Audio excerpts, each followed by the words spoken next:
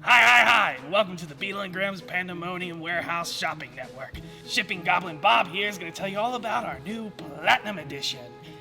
It's my favorite. Thanks, George. Friends, are you tired of putting a cat, a flask of poison, and a source of radiation into a sealed box and having to settle for a cat that's dead or alive? Well, Beetle and Grimm's Pandemonium Warehouse has the product for you. Introducing the Schrodinger's Cat Platinum Edition. With the Schrodinger's Platinum Box, you can have both versions of your pet at the same time. Free yourself from objective collapse and enjoy a cat that simultaneously exists in two decoherent realities. It's time for atomic indeterminacy to enter the macroscopic domain. It's time for Schrodinger's Cat Platinum Edition. Yeah. She's totally dead. But totally alive. Only from Beetle and Grimm's Pandemonium Warehouse. Simultaneously available and sold out now.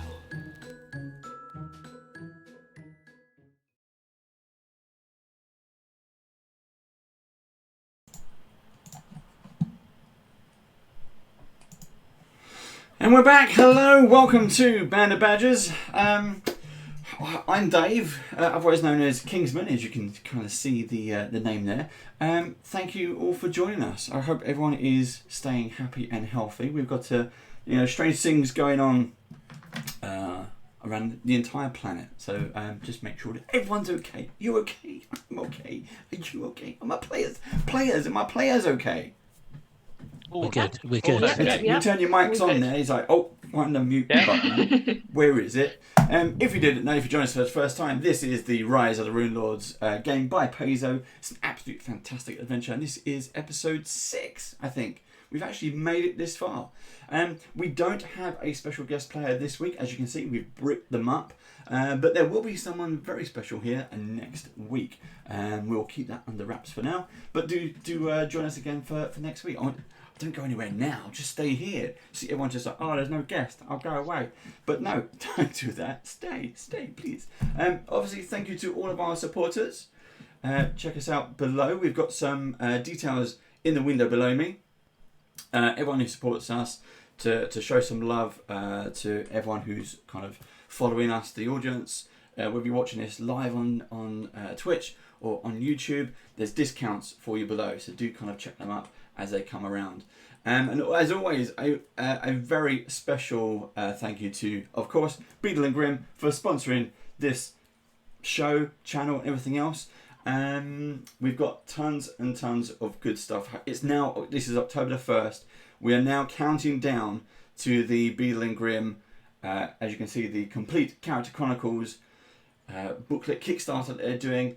It's going to be an absolute stunning product. And my PayPal and my credit card are standing by to going to take a bashing. It pretty much, yeah. It's already taken a big thrashing this year already. There's some good stuff. I buy a lot of Kickstarters, which I probably shouldn't do, but I do. But also, throughout the day, stay tuned. We have a variety of giveaways, including Beetle and Grimm t-shirt. We got some gift vouchers. We got some stuff from Dungeon Fog, who also support our channel. We use Dungeon Fog on our battle maps. We've got an even better one to show you again today. So again, we'll get to that. We're going to get that straight away, but don't tell that to the players. Also, if you haven't joined us before, we do a little bit of audience participation. So every now and then, the characters, the players, might shout out that they don't know what to do. Do they take the red pill or the blue pill? They might Always shout that the out red, to the come audience. Exactly. Then, but it's up to you to decide for them, and they will have to do whatever the audience decides. And that's just literally shout it out into live chat, and away they go. Also, in a future episode, obviously one of the team of Beetle and Grimm is Matthew Lillard. He will be joining us in a future episode. All on his lonesome, but to do that, he needs a Pathfinder character. Now, we're asking you, the audience, to come up and create what that character is going to be. So every week we have 1 or 2 different choices, and you'll see it come up in live chat. You'll see it come up in the box below me. When you see that, go and have a look. And it's just a voting system.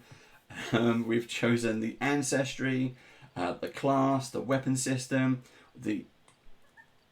I won't give too much away, but go in, have a look, and we'll put more in the information there. I've mentioned our supporters, but if you wish to support us, there is of course the Twitch Prime subs. It doesn't cost you a penny, and we get £2 that we can stick towards our pizzas, or my pizza because we're in lockdown. But every little helps. It makes for good viewing. It does make for good viewing, especially me eating pizza. I think that's very. We should have a whole Twitch channel dedicated to that. I think that could work. Very specific audience there. Very specific. It is. But where do you stand on the pineapple on pizza, Dave? I don't mind pineapple on pizza. I don't mind. Hey, it's fine for me. All Free sorts pizza, of wrong. that's all that counts. Now, also, tomorrow is Friday. We will be launching our brand new stream, which is Tomb of Annihilation. I get to play for a change. Joe, our DM, will be kicking us off on a brand new adventure. I think Steve is on that adventure as well. So do join that. We have one of our regular players is someone from Galforce 9. And we have a really huge giveaway to do tomorrow. But we also have a special guest player for tomorrow's game, the first game, which is someone you may have seen here before. It will be Ryan from Session Zero Clothing, who does fantastic range of t-shirts. So check that out. We'll shove the name up in live chat for you to follow. He's got a whole range of t-shirts. He's also got some new products and an autumn sale. So do check that out. Then we can have a quick look on who's in chat. He's in chat. He is. Oh, that was the wrong button to press. Oh, that was the wrong button to press. Oh no. We should still be live, I think. Cool. We got some ancient Fey Red Dragon. Who's that? Ooh, Hello, ancient Fey Red Dragon. Twitching Witchy. I like that. Twitching Witchy. Hi, Gallant Goblin. Hello, Gallant Goblin. Theo Brady, thanks for joining us. Wow. Who else have we got? Maguire Review. Thank you, Josh, for joining us. Josh from Maguire Review. He's going to be joining us in 2 weeks' time, I think. Maybe 3. I think 3 weeks' time. Theo from Gallant Goblin. He was with us a couple of weeks ago. It was a couple of weeks ago. Check out our other episodes on youtube.com. And Ryan, who was our very first guest, I believe. So yeah, do check out their stuff. Again, if you're watching this on YouTube, you won't be able to see the live chat, but that's why we've got our little adverts below. We'll try and put some comments into the... we'll put some links in the comments below the video as well, so you can always check those out. Cool. Right. So, shall we... Everybody ready? Are you ready? No. I feel like giving away a dungeon fog code. Go ahead. Ooh. So let's go for best name in chat at the moment. So my choices are Ancient Fire Dragon or Twitching Twitchy. So Twitching Twitchy. I like ancient. I was calling it Fey Dragon. Ancient Fire Dragon. Hello. That gets my vote. Yep. Okay, that's 2. Well, I was going to go for Twitchy Twitchy. I'll be controversial. I'll do Twitchy Twitchy. That's 2 for 2. Oh, it's all Josh. Josh is Simon Cow now. I think Twitching Twitchy. Hey! Twitching Twitchy, you've won a dungeon fog code. So if you'd like to whisper either me, so that's Disco8x, or I'm a good demon honest in chat, we'll get you a dungeon fog code over. Nice one. Sweet. Cool. Now I'm ready, Dave. Oh, are you ready now? Okay. I'm ready now, yeah. Okay, I've got it out of the way now. As long as you're ready. Are you sure you're ready? Yeah. Cool. Yeah, You're ready? good. Right. Okay, right. So, last session, you managed to make your way. You was helping old Ed, and he barged into the Rusty Dragon, needing some help because he had just been attacked by a bunch of goblins in the Nettlewoods. So you went with old Ed, found your way to the Nettlewoods, and then found a place called Thistletop, which was across a rickety old bridge, and you found an old disused stockade, which the goblins had made their home. At the end of last week's session, you also managed to rescue old Ed's horse, fantastically gallantly see them on their way, and then in true hero fashion, as the noises of the goblins and some other kind of beast was roaring its way towards you through the dark passages of the stockade, you in slow motion turned around, faced the double doors, and walked back in to face whatever hordes were coming towards you. Ding ding, round 2. Ding ding. But before that, let's do a quick round of who's who.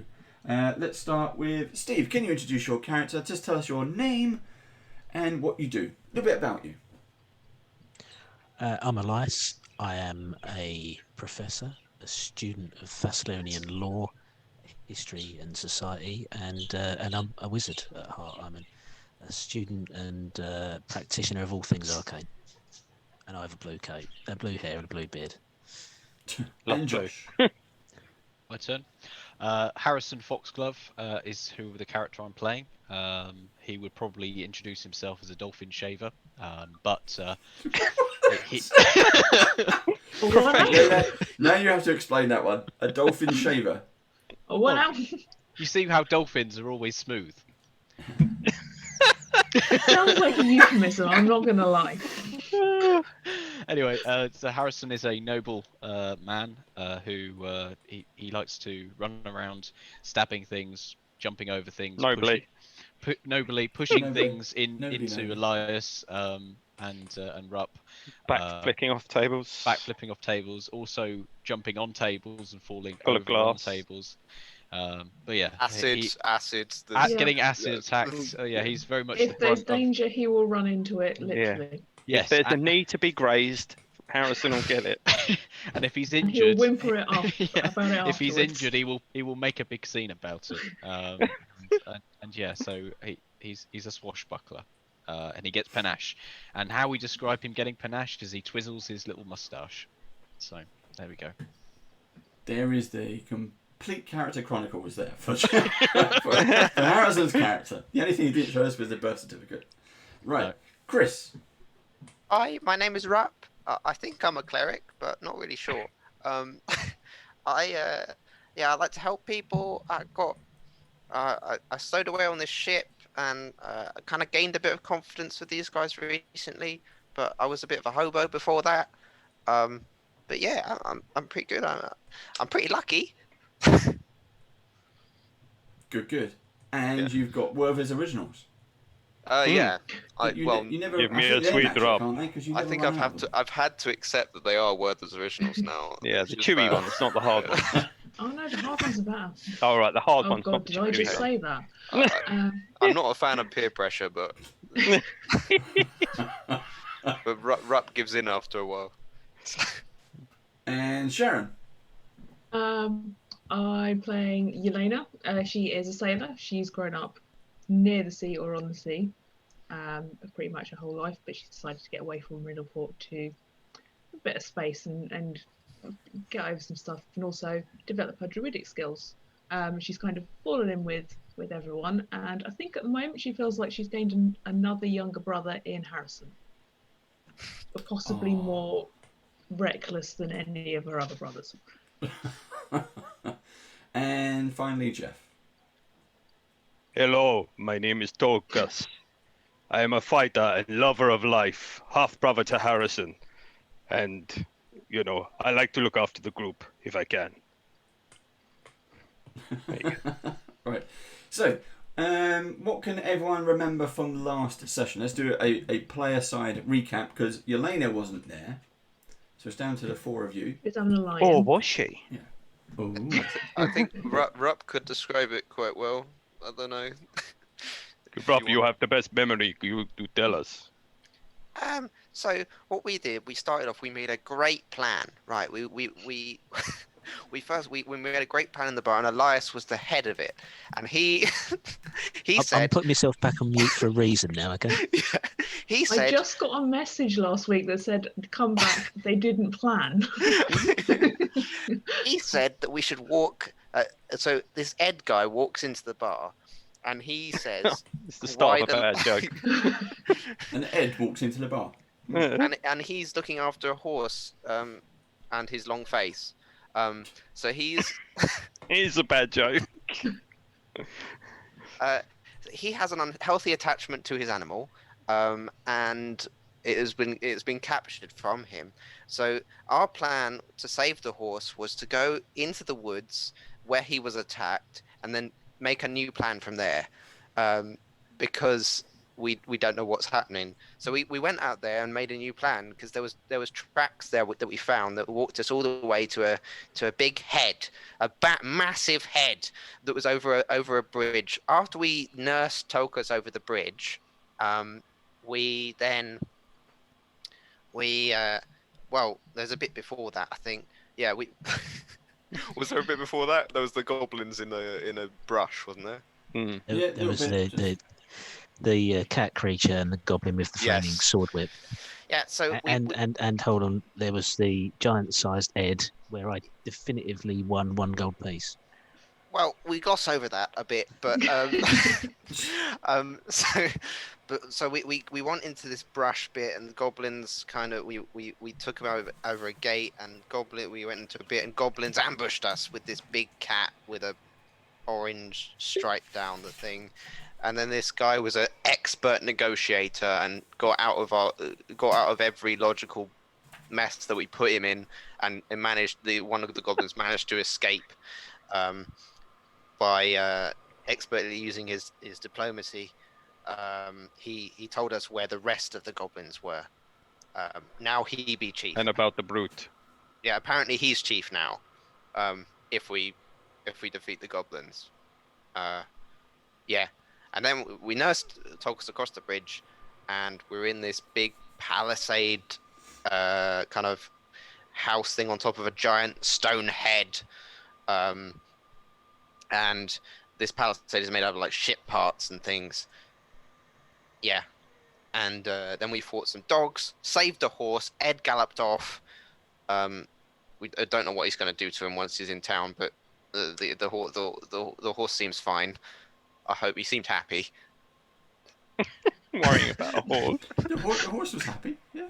Horse was happy. Well, it seemed I didn't really get it. Ed seemed unusually attached to that beast. One man and his horse, huh? Yeah. I think the plan for Harrison to be thrown into the forest by an oversized Tulkus was probably one of the best bits of that plan. We didn't do it though, unfortunately. No, we didn't. There's always time. Yeah. Bowling with Harrison. Have you got one more of those in large? Yes. Oh, that's good. You can make me normal sized. I have a dream. I have a dream to be medium. I'll do something especially for you, Rob, in a future downtime episode. Yeah. In a future downtime. I like it. But then we turned around and we were about to head back in, weren't we? You did. Yes, you are. That So, was the slow motion montage. slow motion as you Explosion montage, as going you off draw your behind us. weapons once again as you enter through the double doors, which takes you, as you remember, to the trophy room. There were lots of dog heads and horse heads mounted onto the walls. We're going to switch to the battle cam. So we were just buying time for Steve to be ready. We ready, Steve? We ready to go? Yeah, you can switch it on. I'll place in the characters as you're talking. Yep. So, this is the room you're in. The room you're in. And as you enter through the double doors, the double doors to your left, and the corridor to the northeast, so I'm looking at different monitors for different things, bursts open. And in flood a whole load of goblins. Gobbos. Gobbos.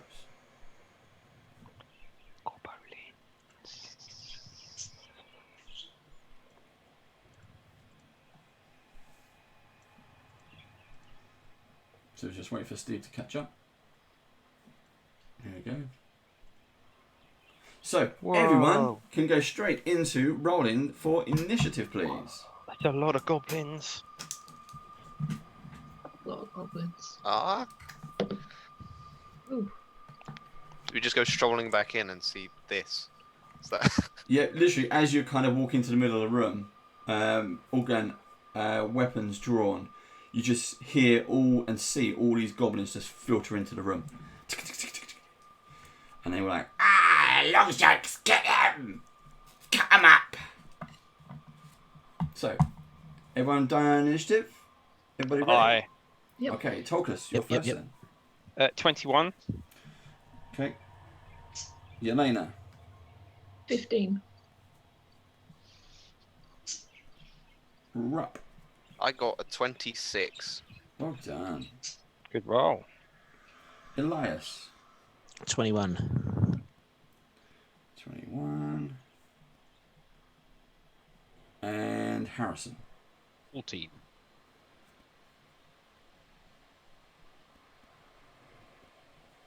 Now we've asked Yelena to roll, but she's not there yet. But she's rolled initiative, so when she does get there, she'll be able to fight if there's anything left. So, top of the round, here we go. Rupp. I don't want to go first. Okay, right. There seems to be a lot of goblins grouped up there. That's quite good. Yeah. So it's tight corridors, and they're all just literally running down, and they're going to go straight into attack. You see those far ones? I'm gonna just go, and then roar louder and louder until it gets to a pitch where you guys have to cover your ears a bit. And it gets higher and higher, and I'm gonna cast Sound Burst at the ones in the back. Nice, go for it. So that should get 5 of them. So it's a Is that G1 to 5, yeah? Yes. It's a fort save. Yep. Okay. You centering the spell at that location. Yes, I think so. Yeah, at G3. Right, so 15. 19 is my DC. Okay, so that's a fail. Yep. This is Goblin 2, 17. Fail. 18. Fail. 22 for number 4. That's a success. And last, number 5, 16. Fail. Okay. Right, so one takes half damage, but I got 12 on the dice. So 12 points of damage. Okay. And so the one with half takes 6. Okay. Boom, boom, boom, boom, boom. Right. You do your sound burst. Mhm. And they grab their heads. They're like, Longshanks making scream noises. And then just one of them just goes and just falls down dead. His brain just explodes as you see his eyeballs melt. There's blood pouring out of his nose. He's like, and then one by one, they all just do exactly the same thing. They go, grab their heads and scream, and then they fall down dead. All 5 of them. That was more successful than Tolkus in one round. Nice one, Rupp. Yeah. Master Rupp, I'd just like to point out that all bets were ended when Ed left us, and we haven't yet agreed new terms. I just get from... okay. And then I throw a sweetie at Tolkus, and he's got guidance. Sweetie! Yeah, you got guidance. That's +1, isn't it? Yeah. Awesome. There we go. That's my goal. Very Well done. Very well done. Yep, Tolkus, you're up. I shall move over to G9, is that? It's a 9, Yeah. I think I make it. 9. And then I shall power attack him with my battle axe. Oh, for a ridiculously high number, 29 to hit. And Yep. that is 8, 9 damage. That's more than enough to kill him, isn't it? Yep. Before I even add on strength, it'd be like 13 Yeah. damage. 9. So it's just what do you want to do, and 13. how many pieces do you want to cut him into? He gets the butt head. So he just He I gets the just butt split head his head treatment. open. Yeah. Okay. And unfortunately, because I moved, I can't do anything else. But I was going to do something, but it's going to have to wait now. Okay. So G9 is down. Elias.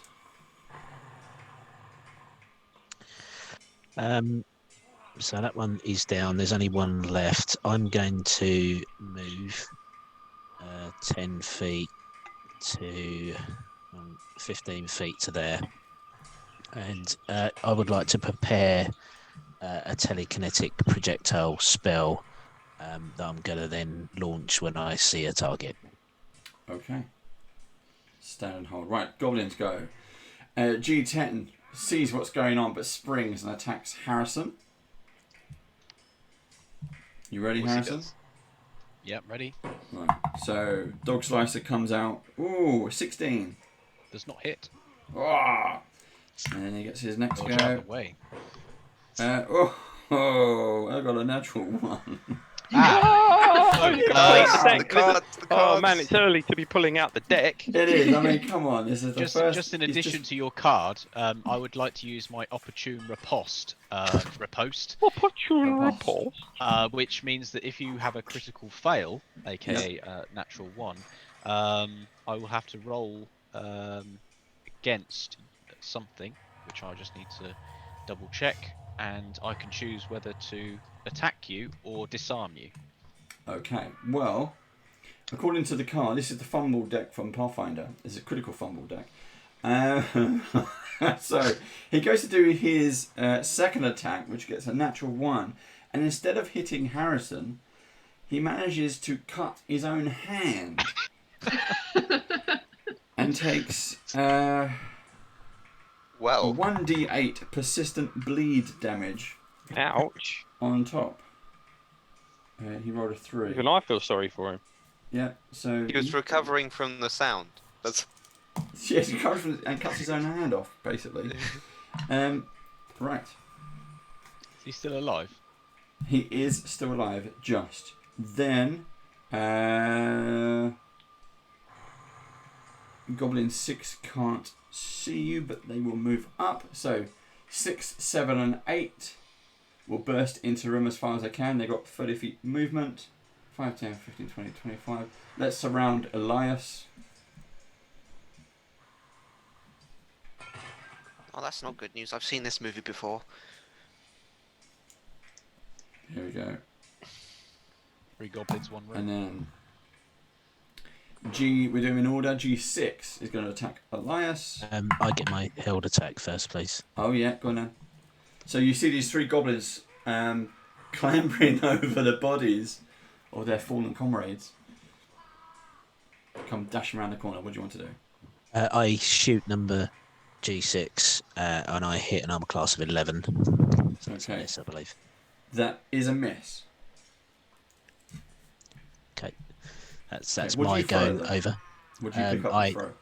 I insert a sling stone into the end of the arcane and I shoot it almost like a firearm. Okay. Cool. So it's a telekinetic projectile using the arcane, but it's a sling stone that I shoot. Okay. So So it now ricochets off the door behind him, doing no damage. my go. Alright. That's a 26. It's going to hit you. Yep. So, right, let's do this quickly. Back in the tray. 3 points of damage.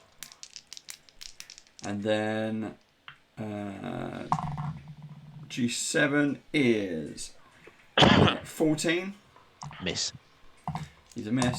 And, it was nearly a critical. That is a 16. It's also miss, so I managed to duck under that blow somehow, even though he's probably the same Okay. size as me. That is done. Not Yelena. Harrison. So, I will use my Bon Mot action. The bomb. So, by that, I'm going to launch an insightful quip at the goblin without a hand, and I say, "You good sir, would you like a hand?" And that will be my quip. Is that it? Would you like a hand? And I now have panache. Actually, no, sorry. I need to do a diplomacy check against your will DC. Probably isn't very high at the moment. That would have on hand. So that's 4 plus. He's lost the will to live. It's fine. So 4 diplomacy, 13 for my diplomacy roll. So it's against your will saving. My will saving is really. I got another natural one, but the will was really bad anyway. I don't think you can. I think these are more for. No, these it's are just, yeah. attacks. These are attacks. Yeah, I was going to say it's just a fail because we're not using critical fails, are we? So consider that goblin bon motted. So I now have panache as I see the goblin get really hurt by my comment about his newly chopped off hand. I twizzle my I twizzle my moustache, and I am now panached. And what I'm going to do is I'm going to use my confident finisher to finish him off, basically. So Fair enough. D20. 5 plus 10, 15. Does that hit? No. You missed. Okay, so basically, because I'm using my confident finisher, I only get 2d6 plus, just half of my 2d6. So, so I rolled a 4 and a 4, so 8. You get 4 points of damage with my confident finisher. So on a miss, I still get half of my confident finisher damage. Yep. Just 2d6. God, that was pretty confident. I think you might have finished him. I don't know. Don't know. Is he dead? So I've basically poked him with my. I've missed him, but somehow managed to get him in the right spot. It's the psychic damage from the. It's from the bon mot. What damage did you get? So basically, the confident finisher means that if even on a fail, I still get half of the damage. So I rolled at 8 of my 2d6. Okay, so you got 4. I got 4 damage in total. 4 damage. Yeah. So yeah, that's fine. You cut him down. Awesome. I poked straight through him. You always do that. Do you pin him to this door as well? Confidently. Yeah. Confidently. Aha! You dropped your hand. Aha! You should. Aha! You're dead. Aha! Would you like a hand? Yeah. So for my third and final action, I will stride over to G7. Okie dokie. Right. That is the end of the first round. You then you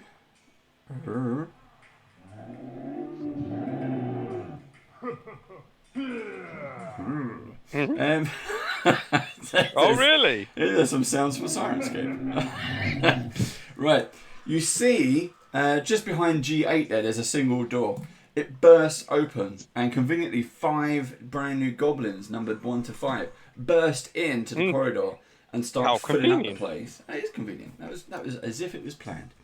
And then this huge, hulking man-ape of a bugbear bursts through into the room, and I'll see if I've got a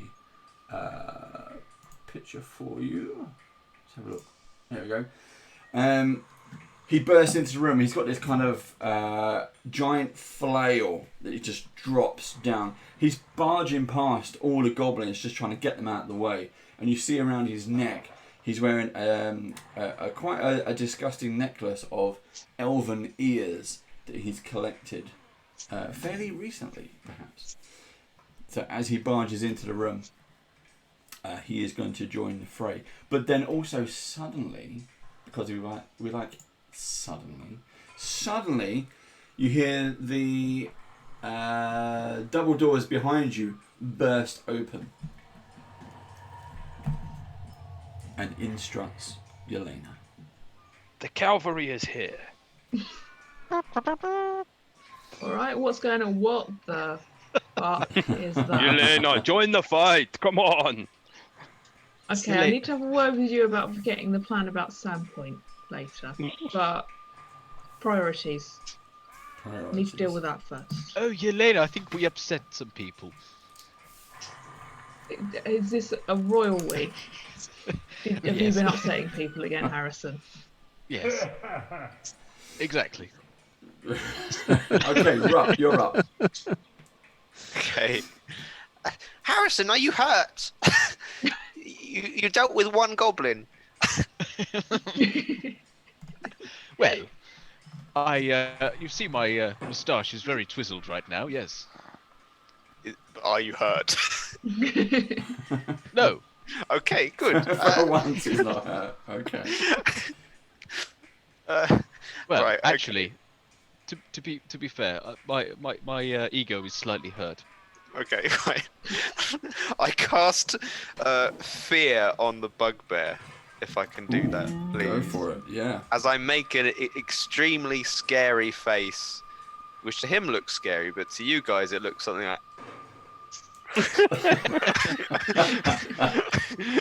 Rob! Oh. So that's a will save, please. Will save. No! I've got 8. That is a critical fail. Oh, blimey. So he is frightened 3 and he's fleeing. Okay. So you see him do the only thing he can. He looks at everyone. He's been growling and kind of huffing. He's been throwing his flail around. He's been picking up the goblins to get away with him. And just over the shoulders of Tolkus, he sees this tiny little person who pulls a face. And suddenly, he's like, to him, it like transforms into something. Yeah. It's the most scariest thing he's ever seen. Some of the hair even turns white on his head. And he's looking around for what to do. And he realises there's double doors behind him. And he bursts through them. And as they clamber shut behind him, that's the last you see of him. Nice one, we're up. Okay, Again. And then I will give you guidance again, Tolkus, as I throw another... Flicking sweets at me again. Yeah.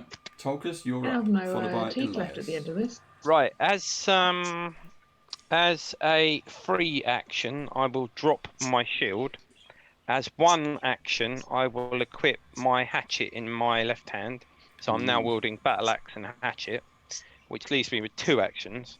I shall make a double slice attack on the goblin in front of me. Okay. Which means I have to roll twice to hit. So it's 24 for the first one. Yeah, that hits. And 19 for the second one. That hits. And he takes 4 plus 6, which is 10, plus 4 damage, which is 14 damage. Which one? G2 or G6? Or yeah, the one that's in front of me, G2. G2? Yeah, he goes down. And unfortunately, I've run out of actions again, so I can't do anything else. No, that's fine. Screams as you manage to double slice him. Right, Elias, you're up next. Followed by the goblins. Okay, I'm going to take a 5-foot step back to avoid the attack of opportunity and cast a spell. I would like to make the necessary incantations and twizzle with the runes on the arcane to manifest an electric arc. I'll raise the arcane and the lightning strike will come out at the end and head inerringly towards G6 and G7, please. So I'd like you to make a reflex saving throw. Reflex. Oh, fuck! Not another one. Another one! Surely not. These are I supposed like to be these Runelords dice. I don't like these dice anymore. They look pretty, but they don't work. Right, I've swapped it out. He's going in prison. I'm going to have 2 of them. Right, so critical fail. Let's do your spell and then I'll read out the card. Okay, so both of them take 7 points of damage, 7 points of electricity damage. Each, yeah? Each, yeah. Okay, so you strike, the lightning zooms out of your staff or whatever it is, that thing. Yeah, the cane hits G6 and hits then G6, and then he arcs across to literally G7. bursts out into you see the lightning arc all across his body into rings as he stands there, gets completely electrocuted. And look, there's a really nice picture of him there. There he is. Zzz, getting zapped. So that's him. That's exactly it. And then it leaps Handy. from him as he just drops down to the floor dead, all sizzled and singy, and goes into 7, who's also dancing around, who also drops down dead. Excellent. Tulkas, Harrison, move forwards and cover the double doors. And Yes, that's boss. my go over. Okay, unperturbed, the rest of the goblins move forward to take advantage of any space available, and feeling very confident because they have different dice. Oh yes! See, that's much better. And basically attack everyone. Okay, so can I just clarify something? So when this one is going to have to move. If it wants to move forward in between, it is going to provoke an attack of opportunity from Tulkas and Harrison. So do you want him to do that, or do you want him to fine. stop? No, that's fine. He's gonna. They're all stupid goblins. This one is 23 to hit. So G1 attacks Tulkas for 23. Yep, that hits. And that is 5 points of damage. Just hitting you with the dog slicer. So he's going in low. G3 attacks Tulkas for 24. Oh, yeah, that hits too. Yeah, and that gets you a 6 points of damage. Yep. G8 goes for Harrison. And that's, what is that? 18, 19, 21. That's a 22 That hits. with a 6 points of damage. So I've got them now, they're warmed up. G4 loads up a bow. Aims at G4, aims at Harrison. Hold on, I thought that was nearly a critical one. It's not, it's a 2. But it's a miss. As he shoots past you. But G5 gets attacks of opportunity. Whoever wants to kill him first, really. I rolled 19 to hit. Yeah, it hits. I rolled a 13. That misses. So you both go in for a swing. It's 11 Harrison goes in damage. for a poke. And Tulkas just like pops the head off. But while doing that attack is how G1 and G3 managed just to get in there. Yeah, I wasn't paying attention. Stab him in the legs. Okay, Yelena, you're up. Cool. Well, that was really good, Rob. Is he gone for good? That thing. I think so. Nice. We owe you a drink for that. And she is going to. She's gonna point her staff at G4, and she is gonna cast Acid Splash, because if there is any splash damage, it's fine. It just hits his friends, not hers. So Nice I'm one. gonna splash the acid. all about splashing the acid. 21 to hit. 21 hits. Cool. So it shoots out from her staff towards him, and he takes 4 points of acid damage. Okay, G3, yes? G4. G4. I was aiming at the one at the back. Yeah. Okay. Cool. Dun, dun, dun. He's still standing. He's covered, he's a bit gooey, he's like, tss, he's burning. Sizzling. But, he doesn't like it. Okay. Okay, next up is... Actually, you're done. Next up is Harrison. So, obviously getting hit quite by the G8. He's quite angry, feeling a bit of damage. Rubs himself off, but that would very, Not the time, Wrong type of Harrison. Not game. the time. He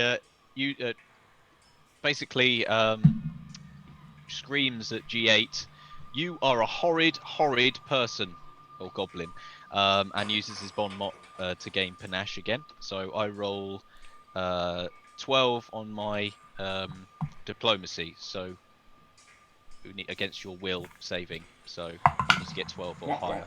I got 17. 18, I got 20. So I failed my bon mot. So basically, I do not have panache. But More ego damage.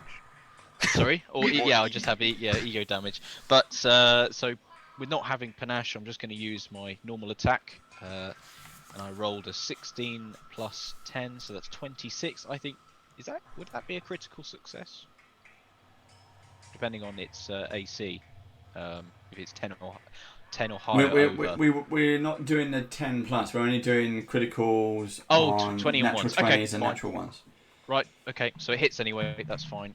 So just 1d6, so that's 3 points of damage. To which one? G8, so directly G8. in front after getting hit. 3. Yep. And for my last my last thing, I'm going to aid. So using my one for all feat. So if anyone is if anyone is attacking within a 30-foot radius, I'll use a diplomacy check to help them. Yep. So it's classed as an aid. Everyone. Mhm. Cool. Done? Yep, that's it. Okay. Top of the round, Rupp. Just DM. So that fear thing, he did get 10 lower than my DC. Is that critical, or we'd say not? We're I've let that one pass. That's fine. Okay. But we said at the start of Sorry, the season. my bad. That's right. Because we're more used to I think doing the natural ones and natural 20s is a lot easier, and you can celebrate it a lot easier. And we're going, Okay. Oh yeah, I got more than 10. But I think it only lasts for 3 rounds, from what I know. Yeah. So yeah. Okay. Depends how far he can get. Yeah, it depends how far. Well, if it's 90, was it 90 foot per round? So.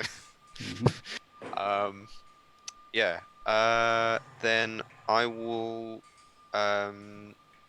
again get my phantom spear out and chuck it at one of the closest goblin to me, which is G1. G1, yeah. Past Tokus. And yeah, I'll see if I hit. That's a magic spell, right? It's not yes. an actual physical. Okay. 16. 16 hits. Right. So I do.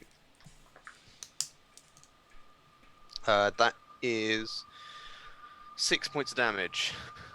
He goes down. Which one was that, Rob? Sorry. G1. G1. Awesome. And this time I'll give guidance to Harrison, as he was hurt very badly last round. He holds himself in in pain. Yeah.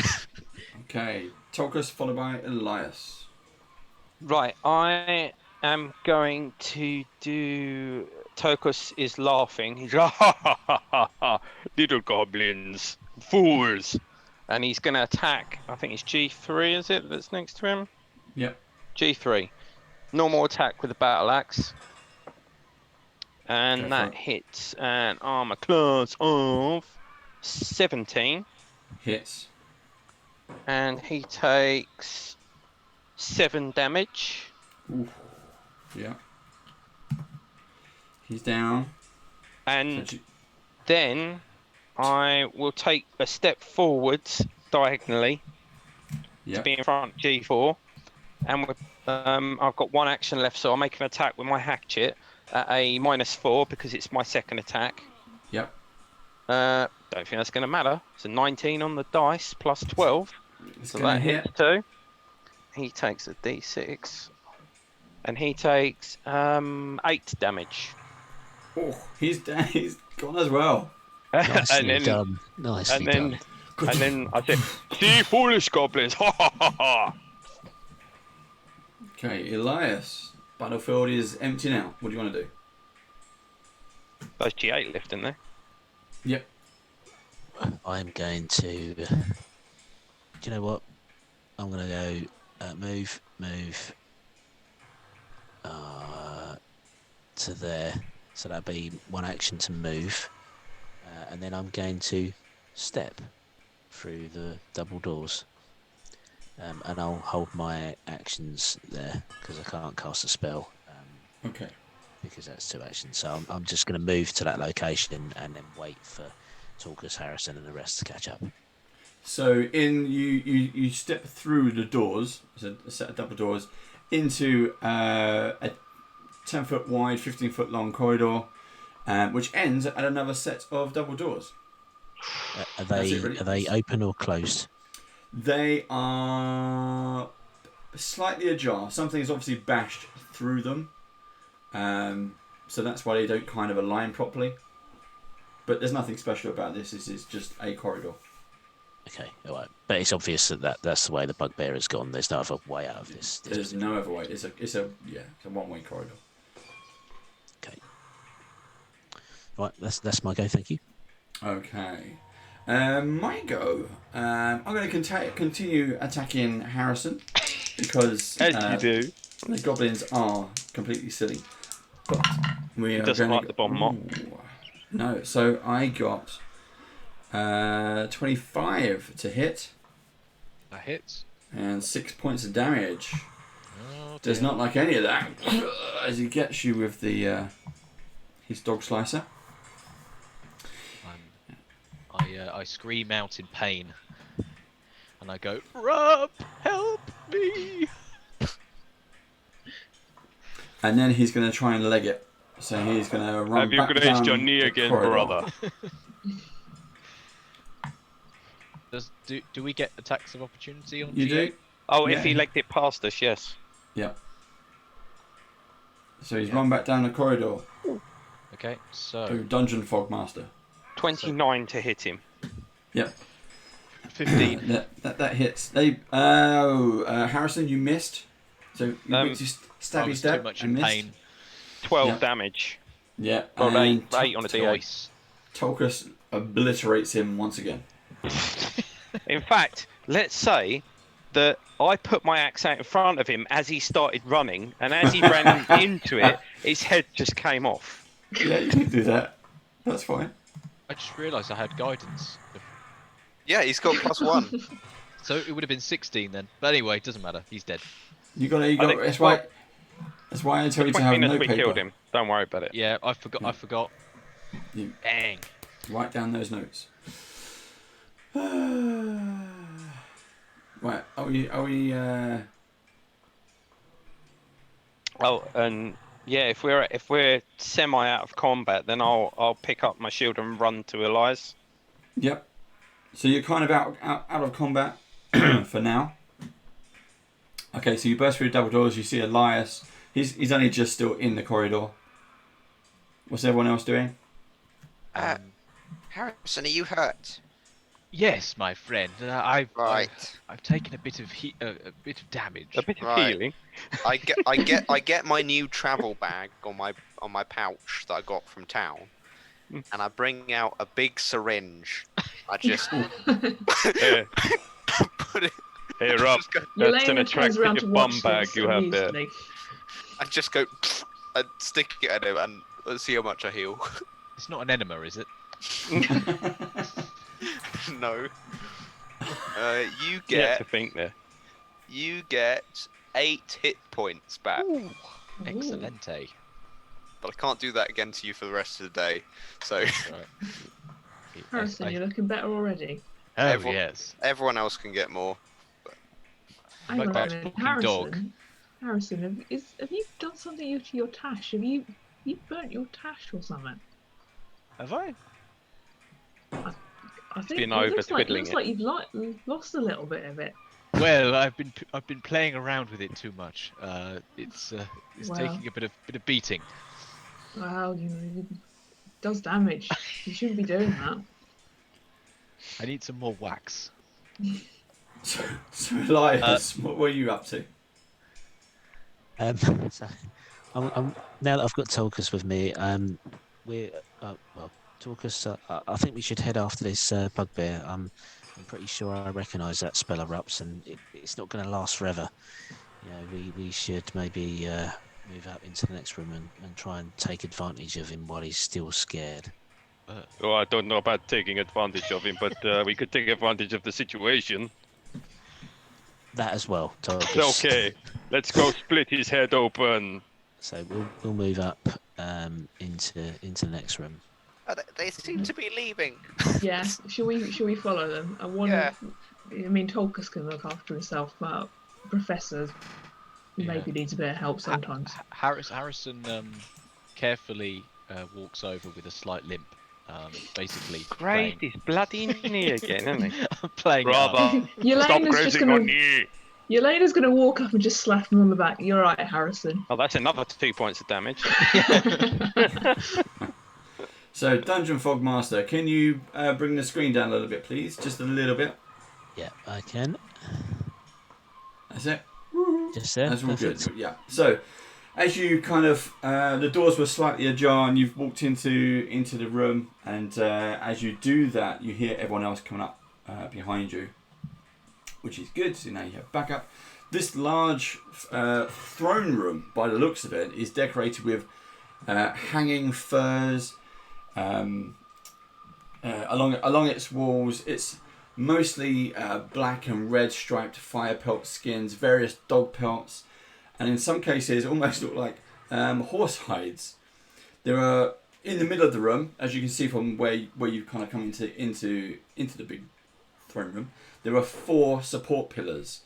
Each one is studded with dozens and dozens of hooks and nails and spikes,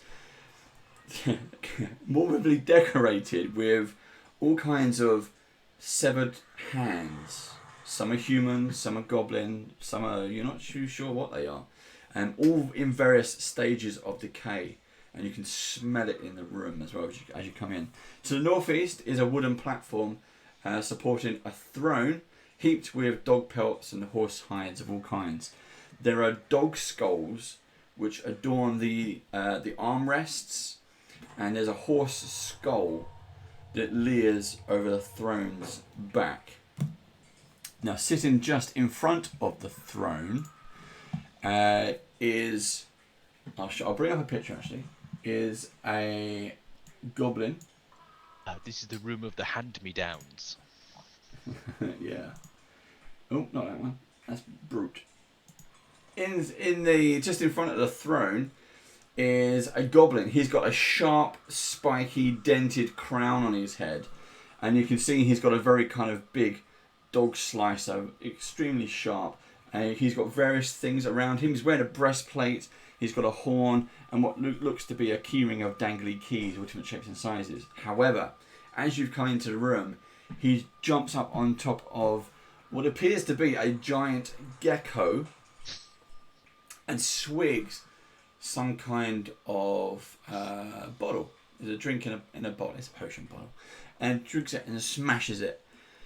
And then starts to rides up on this giant gecko. However, also in the room, you see, I think there's 4 goblins start climbing down from the pillars, and in front of you, so that's the WC, for example, which is the War Chanter goblin, is slightly in front of that pillar where you've put him, nursing a very scared and shaky Brute, the giant bugbear that you saw before. He's just in a heap, shivering away, and the War Chanter goblin is just kind of stroking him and doing hushed tones into his ear. I think this might be Rip Nugget. Rip Nugget! Oh, I think so too. I think the one with RN might be Rip Nugget. I think so too. So that, yeah, you can see what it looks like. Cool. I'll bring the map back. There we go. So we're going to keep initiative order. So Rup, over to you. I can't really do much, but right. I am going to Scream at them again, Rob. I haven't got any more of those left. Rob, now would be a good time to scream. I cast bless. Yeah, that didn't have the same effect as before, Rob. I'm not sure what you're doing. Yeah, so I kind of emit a lavender scent, for Why does which this suddenly smell like a toilet in here? everyone gets like a +1 to their attack rolls around me. Ooh. Ooh, Very thank you. nice. How long's that last? Well, it emanates from me. Oh, okay. What's the Yeah. distance? 5 feet Oh, 5 feet. for now. Okay. And then I will also throw a sweet at Tolkus again. Keeps hitting me with the candy. What's going on? No, this time it's just the wrapper. Oh, okay. That one's lucky. What does that do? It should hit better. Oh, whoa. Okay. Okay. Say it. Yep, Yes. Tolkus, you're up, followed by Elias. Right. So, Tolkus is going to full speed charge at the Warcaster and attempt to smash him into the pole or into the wall behind, whatever, I don't know. Remember, the poles So- have hooks and... Yeah, so Spikes and hopefully things. he's going to go on the thing. So I'm assuming that's going to be some sort of athletics, my athletics against yours or something. Yeah. Would you agree? Yeah, that's fine. Or you've got a reflex save, I suppose. But maybe you have to beat my athletics. Ooh. Yep. Good We'll luck use with the that one. reflex. Yeah. I rolled a 28 total. Dice plus athletics. Okay, I get quite a good bonus, but I still need to... No. Roll a 5. No. No. It's fine. If you roll above 15 or above, you can probably do some amazing stuff with all your bonus, even the bad guys, with all the bonuses you get. But yeah, if you roll anything below 5... Yeah, so I'm going to attempt to smash him into the pillar with the hooks and everything. Yeah, go for it. And because I don't particularly know the rules for this, I'm going to say that probably would take 2 actions. One That's to fine, charge and yeah. one to smash him. Yeah, you're going to charge across, so you sort of barge past the bugbear who's laying on the floor. With one arm, you pick up the war chanter by the throat, and then as you kind of transfer to the other arm, you go poof, solidly, slamming him almost diagonally on the pillar. Yeah, I don't know what sort of damage that'll do, though. You'd have to... He sticks to it, and he Probably going to make it hard for him to do anything. yeah, he gets 3 points of piercing damage, but he is stuck, and he screams. He's trying to go, he's trying to get himself off or pull his spikes out or do something. And but he's then physically stuck on the I'll like post. grab him by the mouth like that to stop him from screaming, and I'll go, stick around. That's your last action gone. Yeah, That's it. that'll be my action. Elias, you're up. Okay, I would like to use a free action to drain bonded item, and I'd like to recover the enlarge spell that I cast on Ed last session. Go for it. Yeah. I'll shout at Tolkus and say, prepare to be enlarged and take out the bugbear and anyone else that gets anywhere near you. And I'll cast enlarge on him, so he now becomes large. Oh, it's like Friday night at Miss Lucy's. How tall does he get? So he'll become a large creature. So he's going to grow by at least 5 feet. His reach increases by 5 feet, so your reach is now 10 feet. You gain a +2 status bonus to melee damage, but you do pick up a clumsy 1. Yeah, status.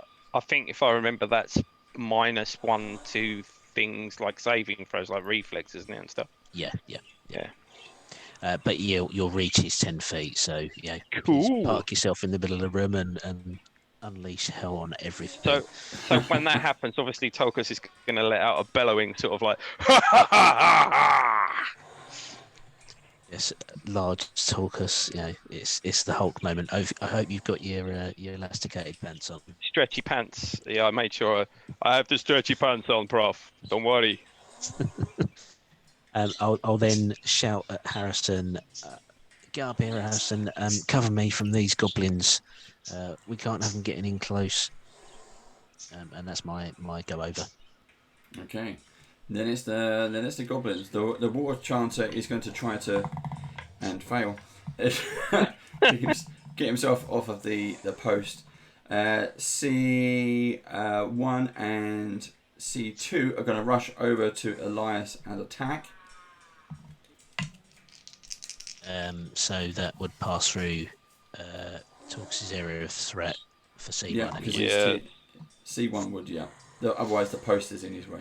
Yeah. So it will do. C2 is going to attack you first. It's 24. Yep, that's a hit. Yeah, and that is maximum.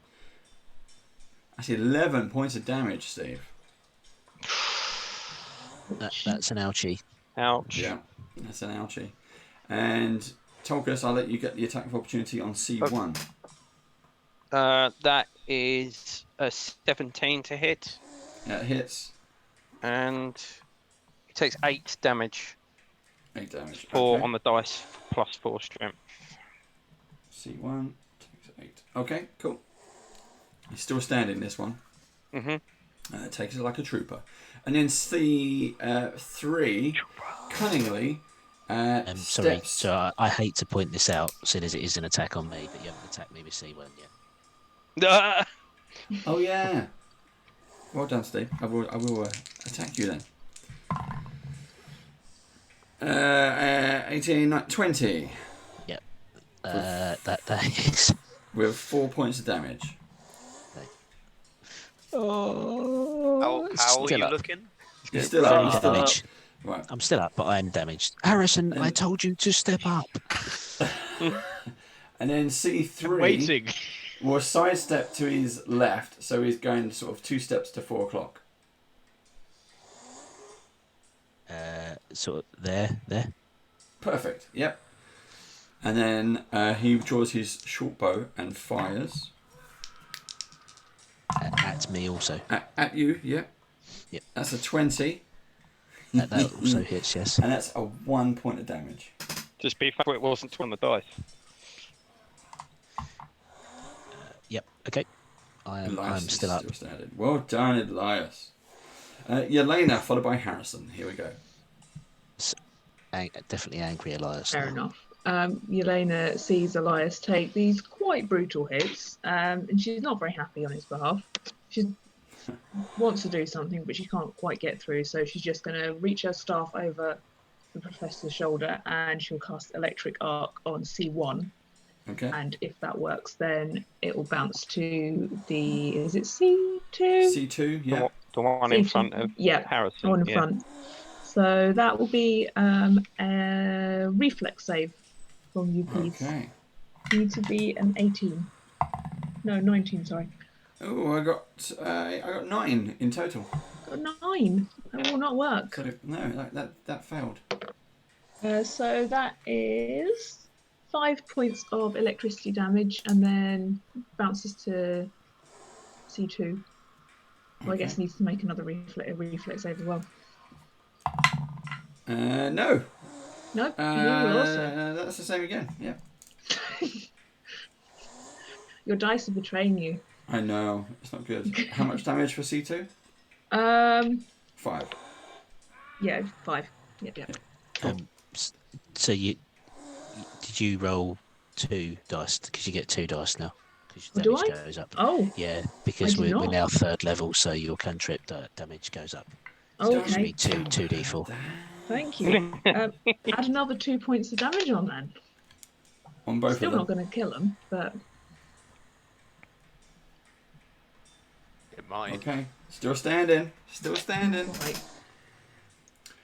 Softened him up. That will be the end of my turn. Okay. Harrison. I would like to tumble through C2. Okay, go for it. I rolled a 12 plus 10, so that's 22. So basically, a reflex saving throw, but I imagine it won't be higher than 22. So I'm now panached. So I tumble through. I twizzle my lovely moustache, and I use my confident finisher on C2. C2. So that is a 15 attack. But do I have what's it called? Guidance still, or is it gone? No. Okay, so it's just You tumbled, but you tumbled through successfully, so it's flat-footed. Ah, yes. Yeah. Excellent. Thank you for the reminder. Okay, so that's 15. So it's whatever you roll minus 2. So you got right. So you got armor class of 15. That's it. I got a roll of 15. Yeah. Yeah. So you missed. Okay. Okay. So you missed C2. Okay. So I only Is that get all your half actions done? 2d6. So you have 5 points of damage.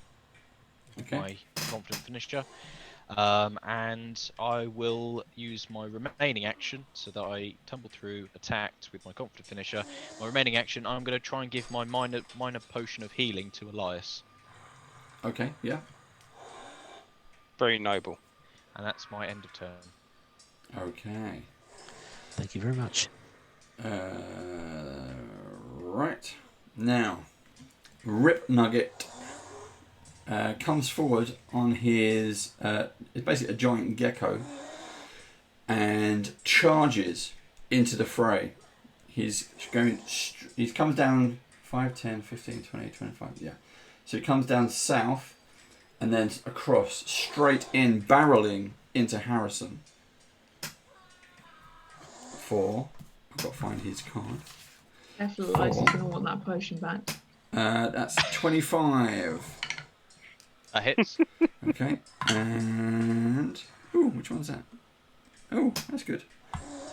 9 points of damage. Oh dear. And it keeps on going through. It goes all the way through to sort of C1. And then if you've... which one is it? Attack of the Clones? When Obi-Wan's on that giant lizard. And it goes, makes that weird noise. Yeah. I can't do the noise. But then it goes up the wall. So he basically runs across, goes, boosts up the wall. But that takes him out of attack of opportunity for Tolkus and Elias. Are you sure, even with my 10 feet range? Yeah, well, he's coming straight past you. Is he? And then going up. Is he up on the ceiling and it's higher than 10 feet away? No, from me? so the ceiling is 20 foot high. But Oh, right, you can still reach that now. You're enlarged, but he's not all the way up yet. So he's only a part Oh, way up the yeah, wall. I get you. So he's above C1 Okay. as he barrels Okay. through everyone. So to make this easier mapping wise, I'm just going to place him there. Yeah. For It's now, fine. if that's okay. Makes So, sense. so did you say I get an attack of opportunity? Yeah. Because he went You through. do. Yeah. Yeah. Okay.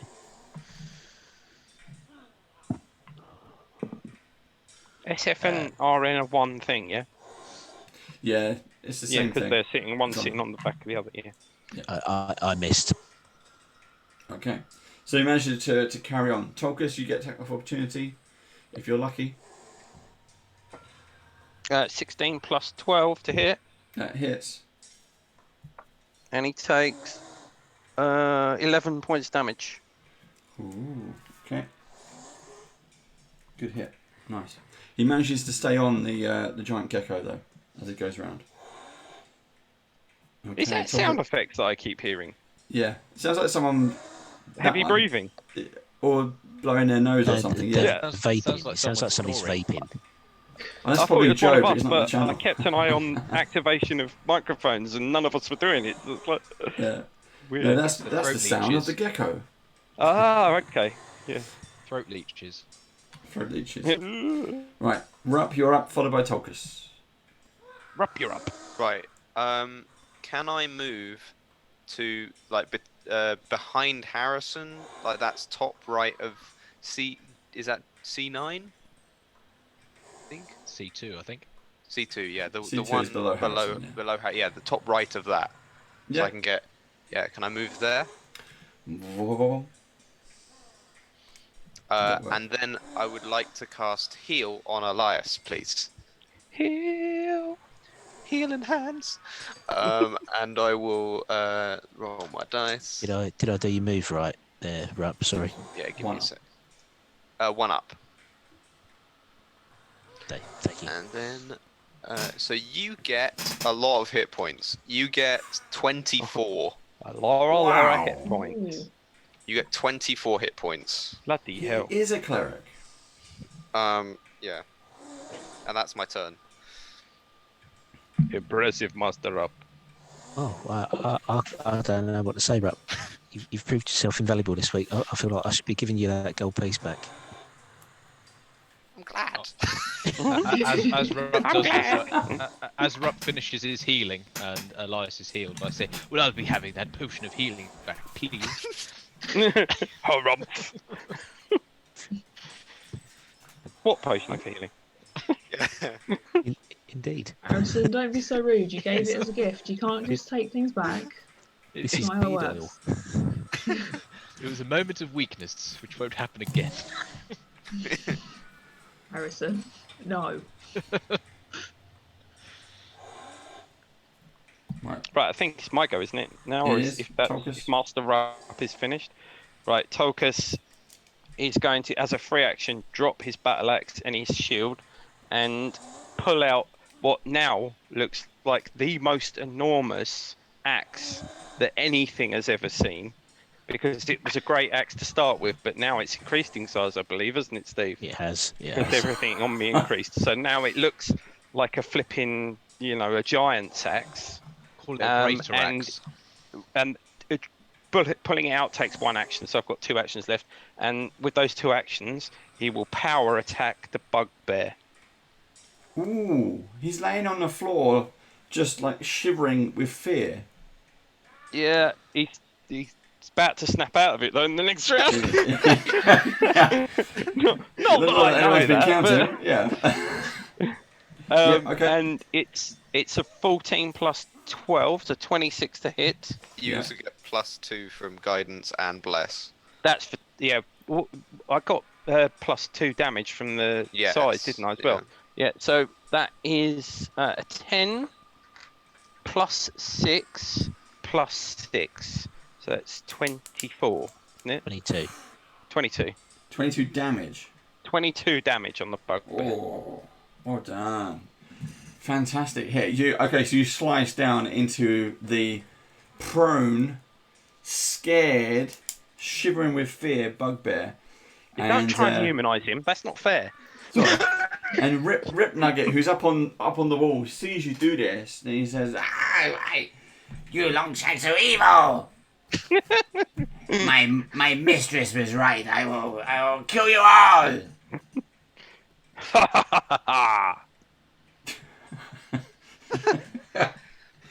Right, anything else? No, that's my action's Okay. gone. Elias, you're up. Followed by goblins.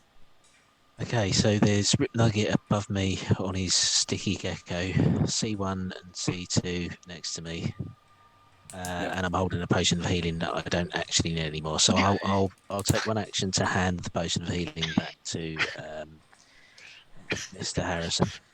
Thank you. And then I need to get myself out of a sticky situation, so I'm going to take a 5-foot step to there. Sticky. And then I'm going to attack C2 now that I'm flanking C2 with Harrison, so I'm going to try and hit him with the arcane, just using a melee attack. So it's a 20 to hit, not an actual 20, just a 20. What was it we used to call it? A dirty 20. Dirty 20, that's it. Dirty. Dirty 20. So that is 3 points of damage. That's a dirty 20. That's what Rupp says at the weekend. You want a sweet dirty 20. Do you want a dirty 20? Dirty. Sweeties. Dirty 20. Stick that on a t-shirt. Dirty 20. Dirty 20. Yes. Is it bad that I got a bit of ASMR from that when you were doing that, Dave? No. Oh. Dirty. We apologise. For Josh. Now, don't be dirty. I thought you said That's Asimov, but okay. Three Dirty twins. damage. 3 damage. Let's move on. 3 damage. 3 damage to C2. And we haven't even got to the succubus yet. Yeah. Is that like the big 3 damage. It's still standing. Well done. You're like niggity bits on these ones. Right. Anything else, Elias? No, that's my actions over. Thank you very much. Thank you very much. Goblins, here we go. So, Goblin C1 is going to attack Harrison. Yes, with a 23 to hit. That hits. 7 points of damage, please. Okay. C2 is going to attack Elias. That is not. That's a 17. That's a miss. So I managed to duck out the way of that dog slicer as well. And C3 fires another arrow. That is a wrong one. I need that one. That is wrong one. A 23 on Rup. Oh, that hits. Okay, that's 5 points of damage as an arrow sinks into your back. Okay, I think I have to roll to concentrate on a spell. Okay. My bless. So Go yeah, for it. That will. I think so. I don't know honestly. I'll look it up as we go. Probably We'll do be it. something like a will save against your It's a will spell saving throw. DC Yeah. or something. Okay, I'll do it. Right, I'll use my Hero halfling- point? my halfling Oh, luck. halfling luck. Yes, that is a lot. So what? 19. I That's passed fine. with a lot. If it's a lot, then you pass. Yeah. The war chanter that's still kind of stuck onto the post. He's still trying to reach around. Every time he seems to kind of get some purchase, something else seems to dig into him. You just hear him scream. Every now and then you just hear him scream as he impales himself further onto the pillar. Yelena, you're up next, followed by Harrison. Okay. Yelena would like to step forward. And she would. So Rip Nugget is still on the wall. Rip Isn't Nugget is up above you, yeah, on the wall. Okay. You What can- she wants to do is point her staff up at him. And she's going to cast Chilling Spray. So out of the end of her staff, just icy shards appear, just showering on at him. It's a 15-foot cone, but I'm just going up at him so I don't hit anyone else. I'm not going to do party damage because I have learnt my lesson, for the time being at least. So could you make a reflex save for the Gecko and Rip Nugget, please? Yes, I can. Right, I need both cards. Reflex. Reflex. Ooh, 17 plus 8. Brain's gone Oh, fried. that'll succeed. So that's Rip Nugget, but Okay. he's on the back of... the Gecko is called Stickfoot, Stickfoot. Oh. and yeah, they got 25. Yep, they both succeed, so they take half damage. So there will take 3. So they will take 3 points of cold damage. They get showered with loads of little icy bits coming out of the end of their staff. Cool. Cool. And that will be the end of my turn. And hopefully, I will be attacked rather than Elias this turn.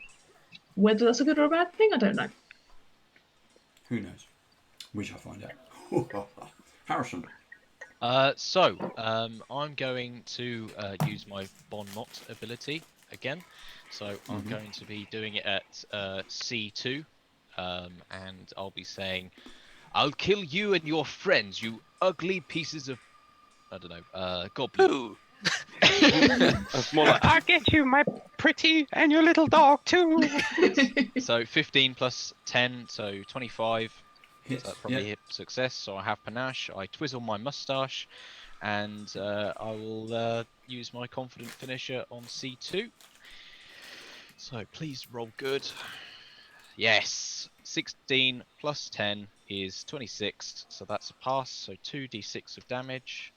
+1 from Bless. And +1, so yeah, either way. So 6 points of damage in total for that. Okay, Conflict how do initiative. you want to Forgetting kill about this one? rolling This your is- weapon damage. I Sorry. think this is your. You need to roll your weapon damage as well. It don't matter because you've killed it, but Oh, Yes. of course. So it's basically 3d6. Either way, I've killed it. Yeah. Okay. So yeah, I've poked it through its eye hole into the other side. So you see it basically have. So Elias sees the rapier go through it. Oh, through his face. Step back. He drops down. And for my final action, I will do something that you've never seen me do before, and I will be Careful. interacting with my cape, and I will be wielding it on my other hand, my free hand. So I now have a dueling cape on my other hand.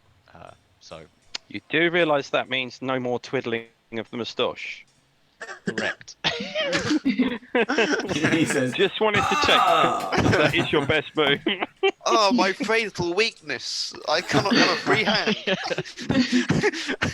Kryptonite. need to go back to that place from the other week. I need that third hand that's specifically for Yeah. twirling my tash. So I now have a dueling cape in my other hand. Cool. okay. Right, so this is Rip Nugget's go. He turns stickfoot around on the wall, and bounds down and rolls, goes in the square one down from the brute, and goes for a charging run past Tolkus. Ooh. Dun, dun, dun. I've lost my card. There it is. Which is that one. He gets loads to hit. Oh, but misses. It got 17, which I think misses. Unfortunately, he needs a 20 to hit me. Yeah, and manages to and charges on past. So he carries on Right. towards. Do his I get an throne. attack of opportunity, Judge? You do. Judge Elias? Aye. Right, How do far I does he also- move? While he's Yeah. doing that, he's screaming out, "You hurt my brute!" Oh, my brute. Right, I've rolled Damn Longshanks. a 10 on the dice plus 12, which is 22. Sorry, no, plus 11, which is 21 to hit. Did that hit, Dave? That hits. Yeah. And he takes 11 damage. Ooh. Okay. Good hit. Well, it's because I've got the big axe out now, you see. Yeah. Big axe. You wait and see what's coming up next. Bum, bum, bum, bum, bum. Right. You hit him on the way past, and he is going to jump off of Stickfoot. So now you have the two separates. Can you swap those across, Dungeon Fogmaster? No, yeah, that's it. Thank you. And the brute is just laying on the floor, heavily wounded now as well, but still struck with fear. Next round, Rupp followed by Tolkus. Right, I'm up, yeah? Yeah. Okay. Rupp's going to see the arrow in his back, turn around, and just go, "You're dead to me." And then throw a spear at him. Go ahead. Goblin's going, I don't even know you! That is a, what's that? 25 to hit? Yeah, hits. Go for it. 4, 3. So that is a 11 damage as a divine spear. So it shoots across the room. It just, yeah. And then hopefully so it impales him and then just fades away. Cool. And then I will again hide behind my friends, probably. Yeah, I'm gonna. Is a C1 still alive? Yeah. C1 still standing, yeah. Okay. Right, I'm gonna stand like No, I think I'll stay there actually. Yeah, I'll stay where I am. Okay. And cast guidance on Tolkus. Tolkus, you're up. Right, Tokus is going to firstly power attack the Bugbear. So with the giant axe. I'm sorry, Bugbear. I'm going to have to kill you now. Not like that. It's just going to kill you now. 11. It's 22 to hit, Hits. and he takes 17, 22 damage. My God. I think I did that right. Might have been one more than that, but I'll go with 22. Yeah, you Math just is not my 4 strong damage in point. total. you do kill him, so it's however you want to kill him. Just take his head off because I assume he's cowering. He's so I'll cowering, just so cut his head off. And I've got one more action, and with that I shall take a -10 attack penalty, because technically this is my third attack, because power attack counts as 2 attacks. So I'll take a -10 penalty to hit the Warcaster. And that is a 16 total. +1 from Bless. Oh, so 17 total to hit the Warcaster. so what was the total? Sorry. 17. 17 hits. Yeah. Well, Right, okay. he's low anyway because he's impaled on the beam. And he takes 15 damage. Oh. Right, okay. Well, how do you want to? You just lop his head off as well. No, he gets completely split from side to side down the middle, so that the bottom half of him slumps slightly down on the hooks. Yeah. And then there's a proper gap in his midsection.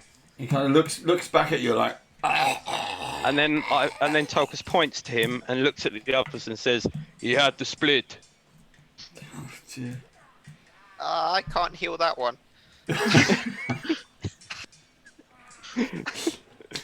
Go on, Rob, have a go. Okay, Elias, you're up.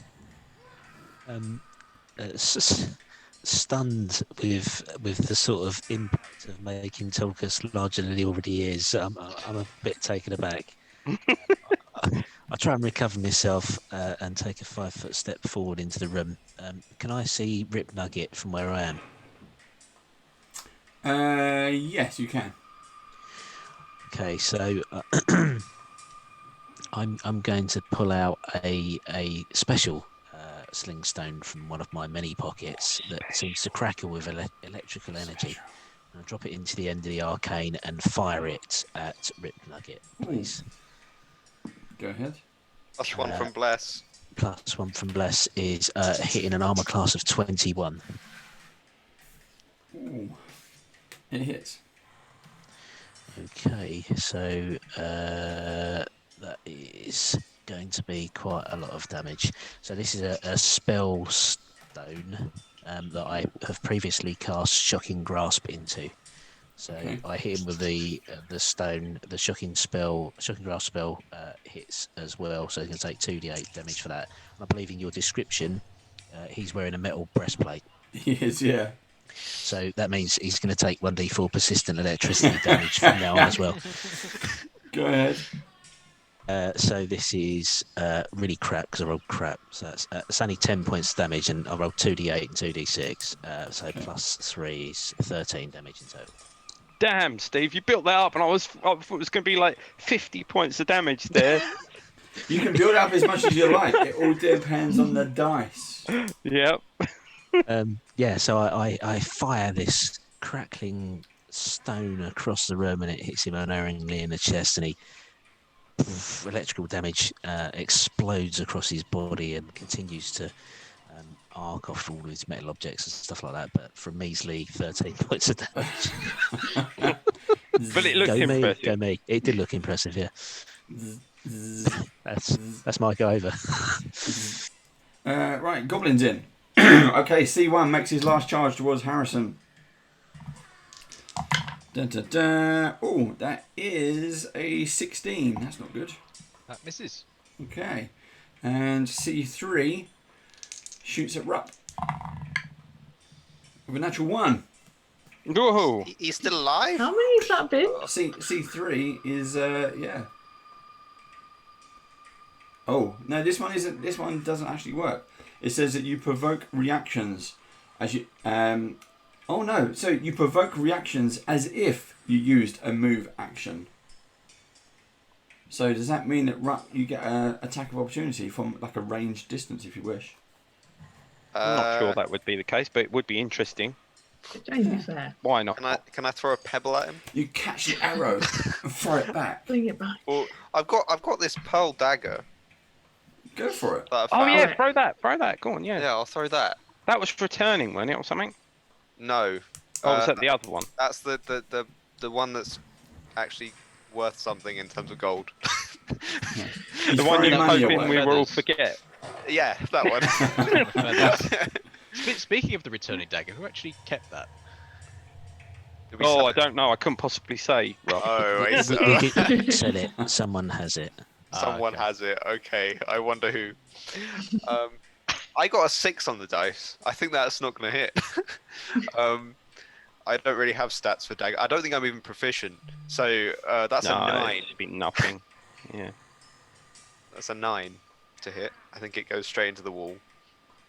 Yep, missed. Pew. Done.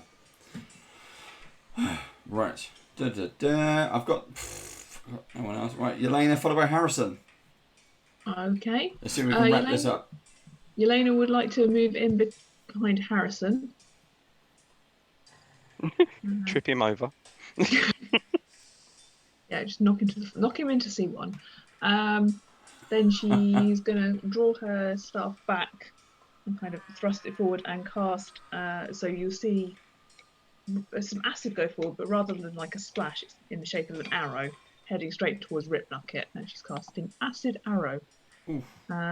Nice. So I get to make an attack roll. Oh, that might work. Plus 8. 24? 24 hit? hits, yeah. Cool. So you get to take 3d8 acid damage and 1d6 persistent acid damage. Oh, blimey. 10. 16 points to start with of acid damage. Nice. And then I guess it would be on my turn. He'll start taking more. Persistent, yeah. Yep. Cool. If you just remember that, that'd be fine. He did not like that. The acid arrow hits him, burns through the metal breastplate, leaving him exposed, but then the acid is getting on the inside. You can see him physically struggling, trying to get this thing off, but obviously it's all strapped up behind him. The electricity's also arcing through the breastplate as well. You see the spit and the spittle just coming off him. He's like, With her last remaining action, she's going to say, you can either keep fighting and die, or you could just surrender, and then maybe we might let you live. But, you know, it's your and he's fault. there, like, as he's doing all that, he's like, No retreat, no surrender to long shanks like you. Oh, he's a fan of not having 1980s kung fu movies. oh yes. No retreat. No retreat, no surrender. No surrender. At your funeral. Tolkus, do you want to take over? And that is the end of my turn. Okay. So, That's a yes. Harrison, realizing his error of his ways, wielding the dueling cape. Yeah, being unable to twiddle moustache, yeah. He He's like, with a free action Where's my awkwardly hand? tries to rub his face. He will use a free action, if he may, to drop his dueling cape on the floor. It's got up all in his face, and he's like, Yeah. Damn it.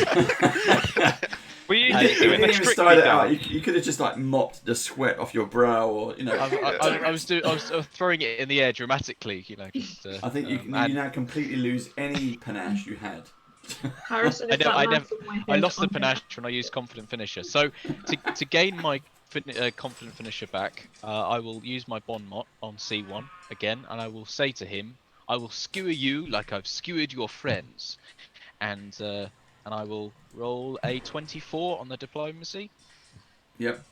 I have panache. So, confident finisher. Let's go. Oh, Okay, I've got. It's not a 1, is it? No, it's a 4 plus 10, so 15 because of the bless. So it's 15 that misses. So I just roll the precise damage and half it. Yeah. So that is 3 points of damage halved. So we'll call it 1. 1.5. Dang nabbit. That was pointless Ben Nevis. on What? Earth. I don't know what it is about Harrison, but all of it seems so contrived. It's like, now I have panache, so then I can do this. And then he misses the attack. I believe that he's actually he's narrating his own attack and everything. I know, it's so great though. It's like... And for my final trick, I will attempt to trip the goblin. Ooh. Nice. To trip. So yeah, that would be an athletics check against your. Is it reflex? Yep. Yeah, be reflex. Right. So I don't get anything. 8, 9, 10, I got 12. Okay, so I need to roll the 12 or higher. I rolled a 15 exactly. So you win. You are tripped. A trip. Oh. The goblin just wants his life to end. Yeah, it's bloody kill me. He's like, no, I will trip you first, and I will insult you as well. I will insult you, stab you, and then trip you. Bloody in that stab order. me! Bloody long shanks and their long legs. And therefore, I am. Actually, yeah, you're just prone now. Okay, that's the end of my turn. I can't get out of my head this picture of Harrison as an 8-bit character with 8-bit theme music every time he attacks. Yeah. It's just like beep, beep, beep, beep. Wah, wah, wah. Super Mario. So that's the end of my turn. I'm now done. Sorry Right, for here we derailing go. there. Yeah, it's okay. Right. Rip Nugget. He's a sneaky little bastard. He's gonna go south, 5, 10, 15, 20. He's gonna go south and go for Elias on foot. And Stickfoot has been given orders to go to attack Tolkus. So a giant gecko versus a giant turkey. I was gonna say turkey. Giant Tolkus. Rip Nugget is up first against Elias with his short sword. He gets... Oh, it's an unnatural 20. Yeah, he just hits. That's 7 points of damage. How hurt are people looking, by the way? Anyone? I am 10 off maximum, but to be honest, not that bad at the moment. Okay. Harrison is just under half of his hit points. And then Stickfoot goes straight in for Tolkus. Okay, so Tulkas, your reach is 10 feet, so you would get an attack of opportunity against Stickfoot. Yeah, he doesn't... he gets a 16 at the most. 20. Yeah. So Right, you get your attack of opportunity as well. And that is a dirty 20. Dirty, yep. That hits. And he takes 13 points of damage. Oh, it does not like that. It yelps. Well, I don't know what that was. No, that was against Rip Nugget, wasn't it? Because he was the one that went past, wasn't it, Steve? Or was it the other way around? No, Stickfoot approached you, so when he goes from 10 feet to 5 feet, that's when it does the attack of opportunity. And Brute's dead. Rup, followed by Tolkus. Okay. I see this guy in front of me. This what does he look? He's got this metal breastplate. He's been electrocuted, acided, and now he's going after my wizard. This is the Terminator of goblins. He has taken everything that you've thrown at him. And then I'm gonna daze him as well. God, poor sod. So he has to make a will save. If you could roll on that one, that would be great. Let's find out. I rolled a natural 20. That was pretty good. I got a natural 20. You cursed it, right? It doesn't affect. Yeah, exactly. I mean, he doesn't affect him, obviously. Yeah. It's too much. He's screaming with pain and keeping his eyes closed. He can't see what's going on. And then I'm going to do a touch heal on Elias, and you get Some hit points back. some hit points. Yeah. So I'm gonna do like my battle medic thing. I get my syringe out my pack and just go. It's like video game healing, isn't it? Yeah, exactly. And you get 6 hit points. Lovely jubbly. Thank you very much. Fix it. Okay, Tolkus, you're up. Followed by Right, Elias. I will raise my dirty great huge axe and bring it down on the gecko thingy, whatever it's called, with another power attack. Go for it, stick foot. That hits an armor class of 26. Oh yeah. This could finish it. So It's going to take 6 plus 5, which is 11. Oh, I'm not rolling that again. I've just got to add on 4. 15 damage total. 15 damage. Yeah, he's. Yeah, you can kill Nearly that one rolled the however damage you, however die you 3 like. times. How do you want Nearly. to do this? Might as well get out. Yeah, he just cut him in half because the axe is so big now. Yeah. I mean, it was big before, but now it's like, I don't know, it must have about a 4-foot edge or something stupid. Yeah. Gecko Because they've gore been must great not axe. look good. I'm guessing. Gecko gore must not look good. Nah. At the moment, it's mixed in with Bugbear gore and Yeah. Goblin gore. It's probably looking a little bit bloody around my feet. Probably. And you're mushing on everything you're stepping Yeah, on. 'cause you've got mushing and you're it's enlarged. squelching, and I'm laughing. He's gone. I've got this crazy look in my eye. Look at that. Look, crazy look.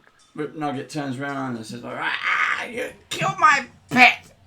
Ah, damn, Yes, Lord, you're I'll next. murder you! You're next, little one. Ha ha ha. I'll murder you all. Elias, you're up. Okay, I whip out of my pocket a piece of bandage. It's about 8 inches long, and I quickly wrap it around my hand, and then I utter the incantation for produce flame and make my fist into a flaming ball of fire, which I then do dragon uppercut on Good old bit of Dragon flaming punch. fisting. That's what dragon we like. punch Hadouken on Rip Nugget, hitting armor class 25. Yes, it hits. And I do Damage. I do damage. That is 8 points of damage in total. Okay, you kill him, so you can. Well done. How do you want to do Well it? done. I'm literally going to do a flying uppercut, yelling Hadouken as I leap into the flaming fist. Haymaker. This is a restore. good move, Elias. You should do this more often. You should Nice one, forget about the Elias. magic. That's it. I'm becoming a monk. Always can. Right, so there's Okay. one left, isn't there? That's my Look, go over. Two left. Oh no, C1, sorry. C3. C1's still left. I forgot he's the Terminator, isn't he? Yeah. Elias, have you got anything left? I, Anything left in the I'm- tank? I've not got any. I can't do any more spells. I can move, but I'm not going to. So that's my go over. Right. C1 is going to go for Harrison. I completely forgot to move on my turn. And that is 14, which is not good. And then Hit. C3 onto Rupp. Oh, got a natural 20. Oh no. That means I can bring out the other deck. This Oh is the deck no. of critical hit cards. It's the deck of punish your players. Yep. Let's bring that out. Let's see if we get another archery kill or something like that. So this is a ranged. Busy. Here we go. Oh dear. Okay. He manages to shoot you with the arrow. Shoots you in your calf. So until you are healed, which is going to be very soon anyway, you are clumsy to a value of 1. And you take a permanent minus 10-foot status penalty to movement speed. To movement, yeah. Okay. So he's basically hobbled you until you're healed properly, which is Yep. going to be any minute. Fine. And How much damage do I take? 1 point of damage. Sorry. And 1 point of damage. You just The hit the effect was right bit really of your bad. leg. Is it not even Yeah. doubled? No. Well, okay. 2 points of Yes. damage. I mean, I've got to There give you you go. credit where it's due. You got a nat 20. I mean, come Yeah. on. That's fine. That's me done. So Yelena and Harrison. Elena's just going to point her staff at C3 and go, "Oh, you dickhead, leave Rupp alone." And I'd like you to make a reflex save, please. Calf, this is worse than any of the injuries Harrison's got. My brain's gone. That's 26. It's but a flesh wound, bro. 26. You Yeah. save, so Yes. nothing happens. Bye-bye. Rupp, are you alright? No. Me foot. Harrison, this is what a proper injury looks like, and that'll be the end of my turn. Cool. Harrison? Right. Sorry, nature called. So is C1 still prone or is it up now? He's prone. You can have you can have a go. So Don't insult him again. Come on, man. Like, don't. I'm going to insult him on the floor and go, "You, my friend, are dead," and that's my insult. That's not an He says, insult at the minute 'cause you "Please, failed. So Please, it's it now. 25. He's insulted. I panache Yep. myself, and I will be attempting to use confident finisher on him on the floor. So I'm going to re-roll with my hero point because that was a 6, and that was an even worse with 13. Oh, for God's I always think there's a narrator just going, "And dear viewer, you did not succeed." Nope. So you get a +1 from Blessed. Do you get any circumstance for being prone, or is it? I don't know. It's -2 for prone, yeah. I think. So whatever his AC is -2 to it, and that's the. Yeah, it's a -2 circumstance penalty to attack rolls. Oh, okay. Yeah, it doesn't. Yeah. Yeah, so I rolled a 3 and a 6, so that's 9, so halved 4 damage with my 2d6s. Yeah. So that's my second action, and my final action. Hold on. Sorry. What was the absolute damage? 4 total.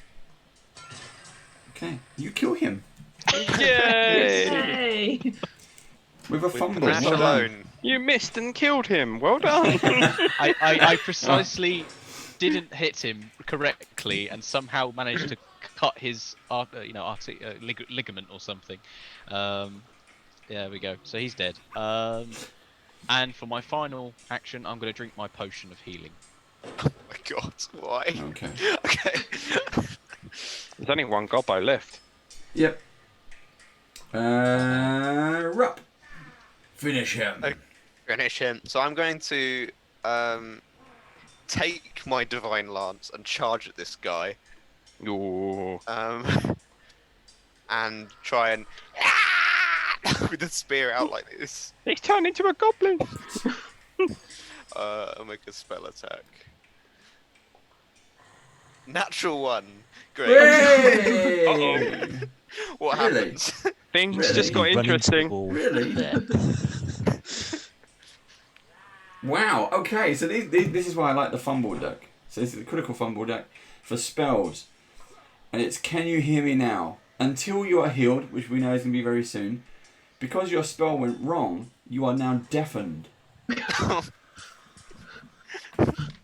Okay. So you summon the spirit and go, "Ksh," but the sound. Well, I'm gonna take the spell and just like run into him with it. Hope. Well, that was my go.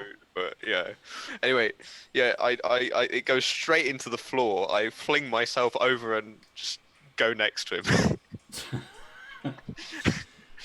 It's because you've Talk got us. that dodgy calf at the minute, so you just didn't quite get your stride right. I can't hear What? you. What?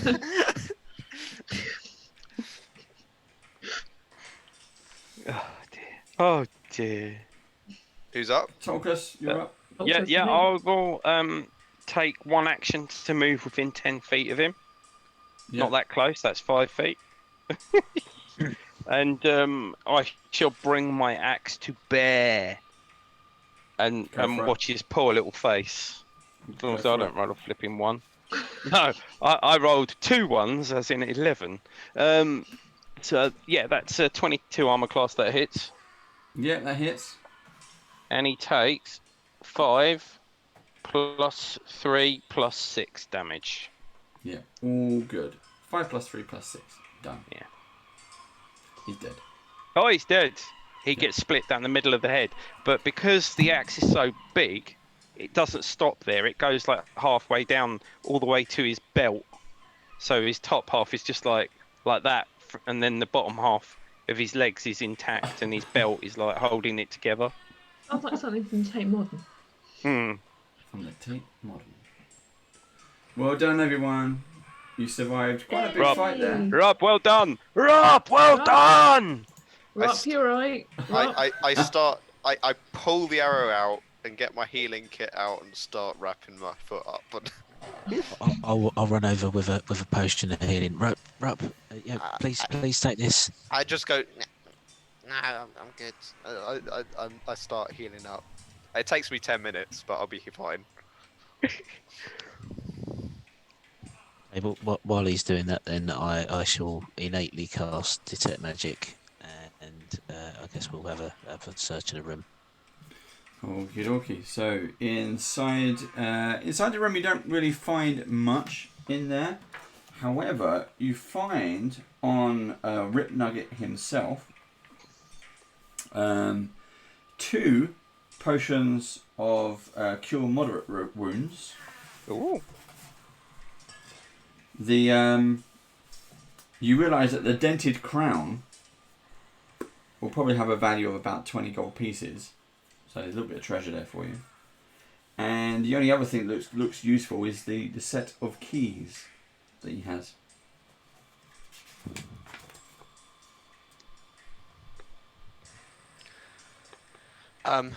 Yeah, I'll get the dagger out from the wall again.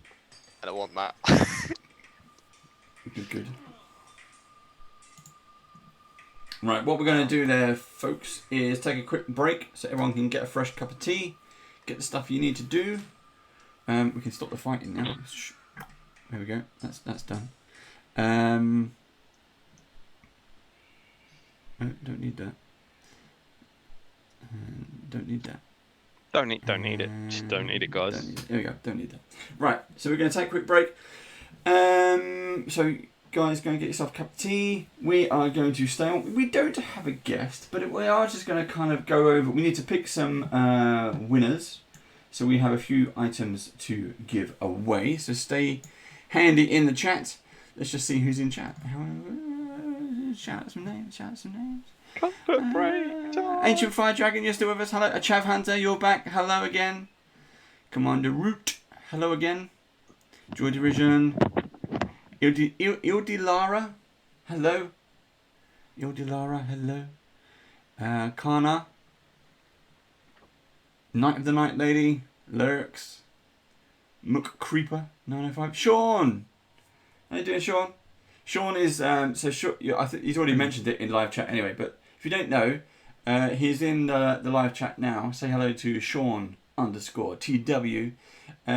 He's the cartoonist who drew these pictures for us, and a few other bits. So again, below me, you might see our Alien Badger. We're doing an Alien campaign soon, and we've been promoting it with all artwork done by Sean. So thank you very much, Sean.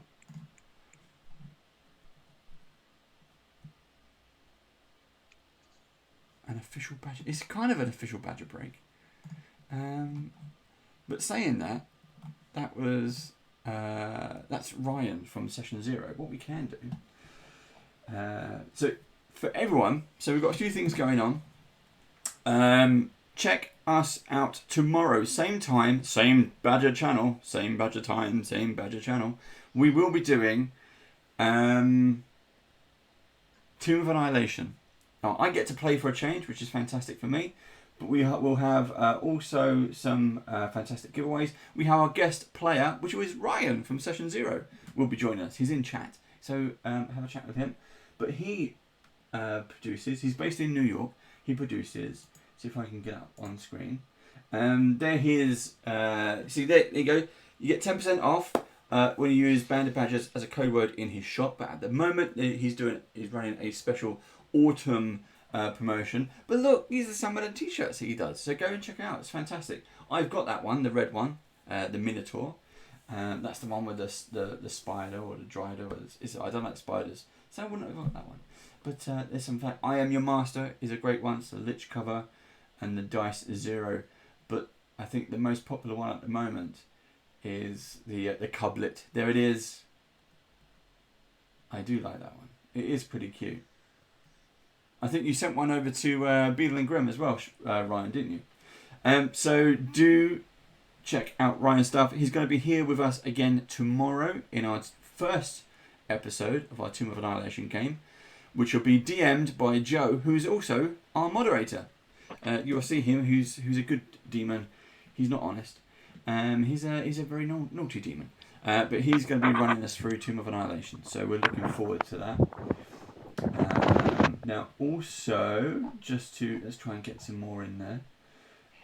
Who else? There we go. Let's put that one in.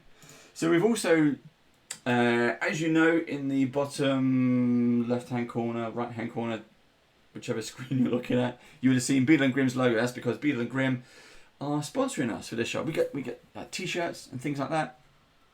But this is their character chronicle. So below me, you'll see some artwork turning over. This is some of the concepts, the mock-ups that they've done. This is the complete character chronicles. It's their first Paizo product, or will be, because their Kickstarter will launch on the 27th of October of this month. So we're literally just a few weeks away from this Kickstarter launching. And then that's going to be on for 4 weeks. So please do check them out. If you follow their webpage now, there is an email sign-up list. So you'll get all the notifications. As soon as that Kickstarter goes live, you will be notified first. So it's definitely well worth doing. So do check them out. Steve, let's give some stuff away. Who have we got? What can we do? Right, so I've got a code word ready to go in Nightbot. So it is !Ouchie, spelled Ouchie. Cool. What are we giving away, Steve? We're doing BNG t-shirt, I believe, tonight. Yep. So it's a Beadle and Grimm t-shirt, anything from their shop. All we need is your email address, and we'll forward your email address on to Beadle and Grimm, and they'll be in contact with you directly. That way you get the right t-shirt you want and the right size that you want. And then, are we doing the Eldritch Foundry? Are we doing that tonight? No. Oh yeah, we need to pick a winner, don't we? So Jeff, I'm going to pick on you. Can you quickly pop over to the episode 5 of Runelords and just make a note of all the people who added the word Foundry. Now, if you can beat Jeff, well, you won't. He's got a 20-second head start. But if you can beat Jeff over to our YouTube channel and go to episode 5 of Rise of the Runelords, in the comments below, all you need to do is add the word Foundry, and you will have a chance of winning a custom mini from Eldritch Foundry. You basically go onto their website, make anything you like. You do have to pay postage, which is only £5 or $5, depending on where you are. €5, and they'll post it out to you. They're really really cool. They've even got some wally named Joshua Blake has entered it. What the hell? Who might that be? Who the hell is that? Who might that be? I wonder. So, 2 competitions going right now. Put Ouchie into live chat in Twitch to win a Beadle and Grimm t-shirt. Or hop on over to our YouTube channel, and in episode 5 of Rise of the Runelords, in the comments below, just go quickly. Go now. Quickly. Open up a new tab. Oh no. And you'll have a chance at winning. This is a really good chance. Okay, we're literally going to roll, a D20? Maybe even a D10. So this is a really good chance for you to get hold of a custom mini. Your own designed mini. All you got to do is pay postage. It's not bad. We can do better. And they are good quality as well. She was on their Kickstarter. Yeah, I signed up for. Well, I've done 2 Kickstarters. I did the. I did the Eldritch Foundry Kickstarter, and I got a few extra bits and pieces. And then I also did the Hero Forge 3D printed in colour Kickstarter, and that is phenomenal. So if anyone knows anyone at Hero Forge, you'd like to get in touch, send them on over. We'd love to do some minis with them as well. That'd be really, really cool if we could. Right, we are gonna take a winner for the t-shirt. Let's draw the t-shirt first.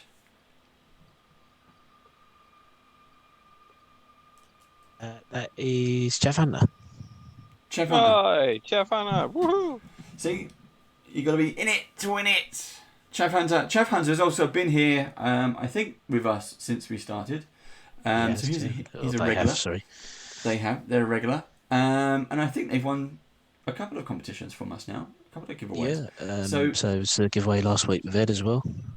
Yep. For the Call of Cthulhu hack. Well done. So a way of definitely, these giveaways you can win, but you've got to speak up in live chat. And if you're watching on YouTube, check out our YouTube competitions, our YouTube specific competitions. And we'll try and keep those running as well, because I like doing those. They're quite popular. And we'll keep doing giveaways for as long as we've got giveaways to give. We will give them away. Give them away. So, Jeff, by now you should have a list of anyone who's entered into our YouTube competition to win an Eldritch Foundry Mini. I'm giving you as much time, people, as I can. I'm stalling him. You still have time. 5. Am I just picking one? 3. Roll a dice. Oh, okay. If you want so to. There it is. 3, 2, 1. 2, 3, 4, 5, 6. Right, so it's a D8 minus 1. Right, I shall put the winner's name in our chat so you can announce it. Undead corpse. No.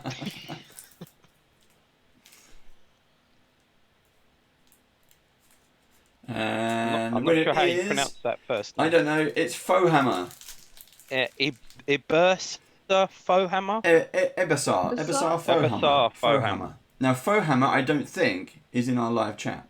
However, we will get in touch via YouTube, which means if you're watching this on YouTube, you didn't know that you'd won until you watched it. Surprise! We can probably get in contact with him if he doesn't contact us through YouTube. Yeah. Which is the easiest thing for us to do. I need a quick snack. Right, and now... Chocolate! Always chocolate. Chocolate? Beer and chocolate, that's all I need. If you want to... I haven't had beer playing this game for ages. Beer? I haven't had a beer for ages playing this game. When we first started doing it online, I had a beer every time we played. And now I feel we have to be professional, so it's like I can't have a beer while playing. I've got to stay goddamn sober. Sober? Yeah, it's boring, sober? isn't it? You won't get panache like that. No, you really won't. Also, it's coming up to winter and it's going to be dark all the time. Who wants to be sober when it's dark? Mm-hmm. Yeah. We need to arrange the drunk episode soon. So, thank you, everyone, for entering the competition. Thank you for joining us. We're going to continue. We have not finished yet. We're going to get back to the story, making sure that everything's running on all these screens. What was that? Harrison needs to fail to hit almost 4 more things before we end. So. Okay. If we're doing the drinks for every attack roll that we fail, you are getting wasted. Yeah. So, saying that, that's a good idea. So, saying that, we thought about doing a Christmas special. So, what we're going to do is do the Santa hats, the Christmas jumpers, that kind of thing. So, we're going to take 2 weeks off over Christmas and New Year. So, we're going to have a bit of a Christmas special. Everyone in chat, all our previous guests, we're going to try to invite them so we have one big messy session. I'm not sure what we're going to do yet. But yeah, we could do that. Every miss or every crit, what do you do? Shots? Jelly shots? What should we do? Still got to work the next day. Tequila. I've still got to work the next day. Oh, Well, maybe we could do it on a Friday or something, or Yeah. Saturday night. We'll do would something. work. We'll do Yeah. something. I've got. I'm I've not got sure it's going to messages go on down Twitch. well if I turn up to work drunk. But it'd be more fun because you work with numbers, so the numbers start moving around. It's really. I've got to fun. drive to work as well. Okay, that's not so fun. Not so That fun. might be a massive oversimplification of the accounting industry. It's just numbers. It's just numbers. It's just numbers. It's just You've numbers, got to put isn't them it? in a Yeah. particular order, but it's just numbers. Spreadsheets. This- Yeah, numbers. You got Right, everyone, right, one. everyone ready? Everyone got their cups of tea. Yes. Yep. Well, no, because I finished All mine, but refreshed. I'm ready to go. Right, here we go. Water. So you've managed to empty what appears to be the throne room. What would you wish to do now? You're still in the stockade. You can't hear any more noises. I think you've probably dispatched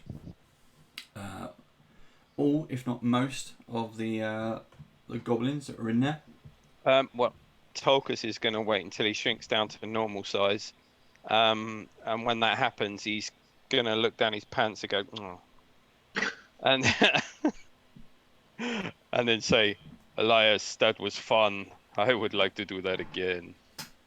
But not for another 24 hours. 'cause No, all that- that's- not for another 24 Yes, hours. I agree. That seems to be massively strategically advantageous for us. So we'll have to have a think about how I can do that more than once a day. Makes it easier to bring the chopping. It does. Now, when we were outside facing off against all those goblins, I didn't really expect to run into this throne room and then see Rip Nugget. I guess I thought he might be elsewhere. I'm a little bit worried about what's downstairs, and I'd like to have a look round up here, but I think there may be more downstairs. I'm up for searching the rest of this place maybe later and heading straight downstairs. I don't know. what Yes, the I rest of you agree. think. We Shall could we we have a could quick- search it on the way out. Should we have a quick look round, make sure there's no one here? Just why don't we just And then- search this room? Search this room. Search the things we have killed. See if they have any gold on them, including the ones back You've there, already and then searched carry for on. them. You did that before the break. Did the Bugbear have anything on it? No.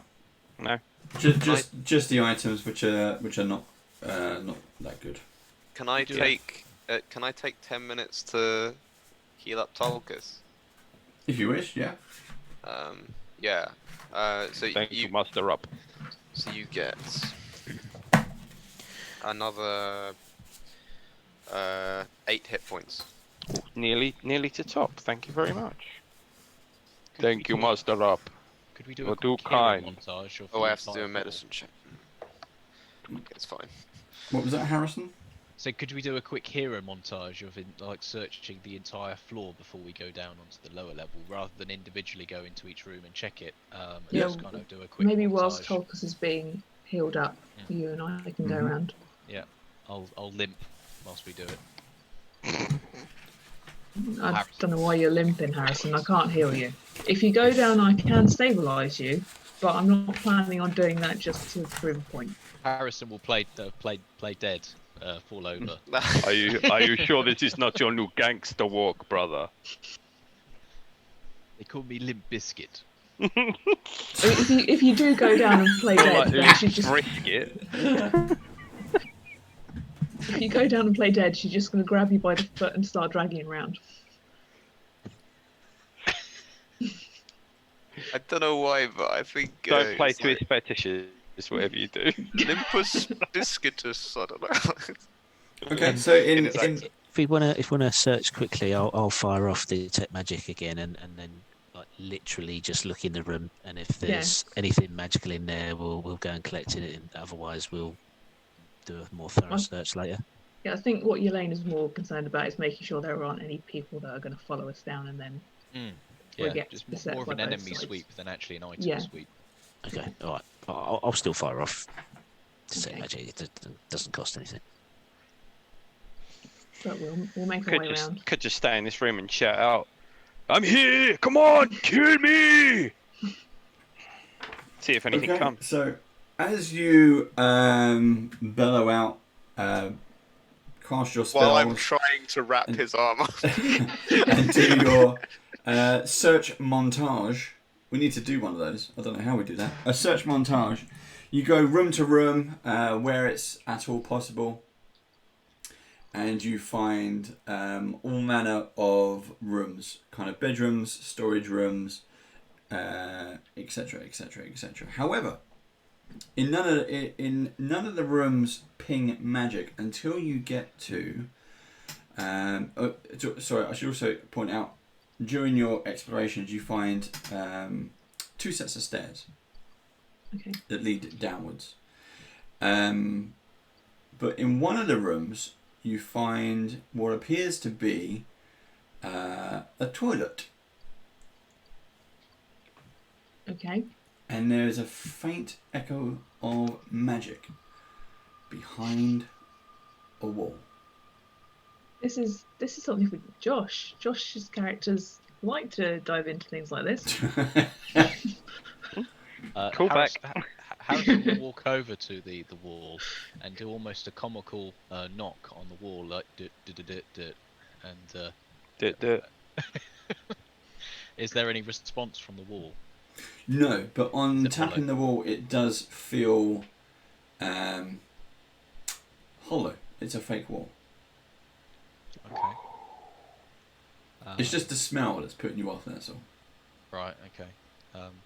I've by the way, I've picked up my dueling cape, and I will use it as a guard against the smell in the room. So, does it work? Possibly not. Can I roll for that? No. So No. does the how thin does the wall feel? I mean, is it quite a thin wall, or is it quite? If they had cardboard, you'd probably think it was cardboard. Okay, I will attempt to smash through the wall. Okay. With which hand? Okay. The one that's wrapped in a cloak? Yes. Okay. Right. What Do do you want me me to roll for that? an athletics check, please. Okay, athletics. That is a flat.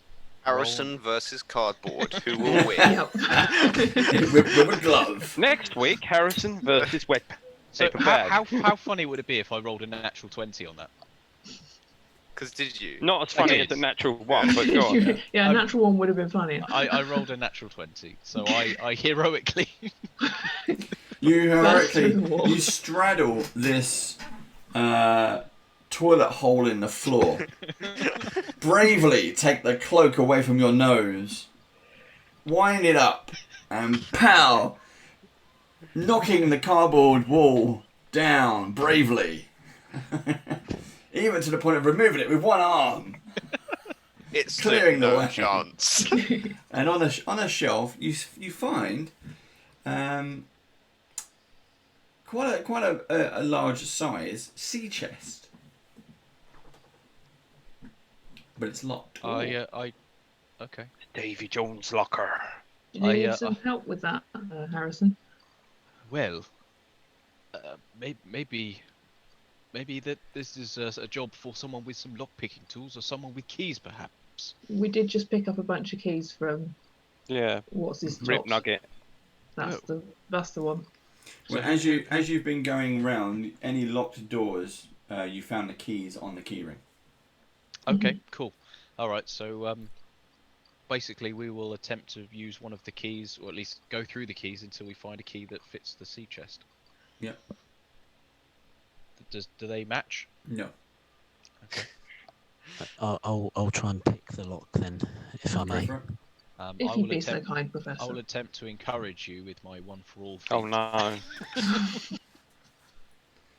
How are you going to encourage him? I will say, open it good. That's not an encouragement. That's what we're doing. That's a 14 in total.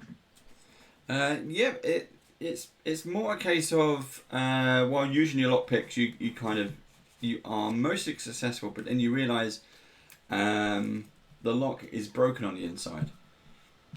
But it does, you manage to do something right, and then you can lift the lid off the chest. Inside, you find bankers ready. You find a pile of copper pieces. In fact, you find 7,432. I don't know why it's that specific, but it is. Mm-hmm. You find... That's a lot of copper. That's a lot of copper. 2,490 silver pieces. Oh, that's more like it. You find 89 gold pieces. And 3 platinum pieces. Ooh. You Posh. also find a leather pouch of 34 malachites worth 1 gold piece each. You find, wrapped at the bottom, a chain shirt.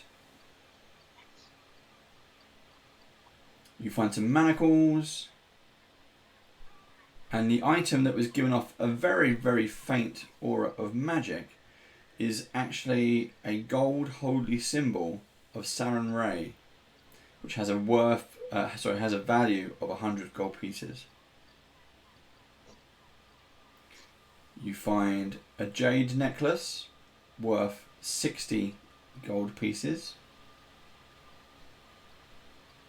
And the last item is a fine blue silk gown with silver trim, which has a value of 150 gold pieces. Negligee worth a lot of money. Oh yeah.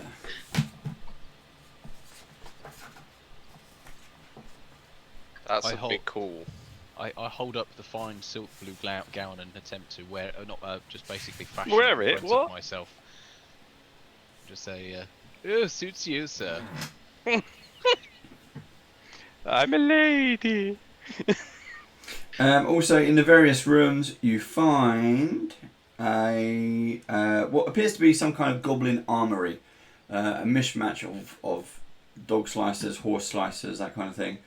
None of it's of use, but you do. If anyone needs arrows, there are 80 arrows in the room. So if anyone needs to stock up, you can stock up here.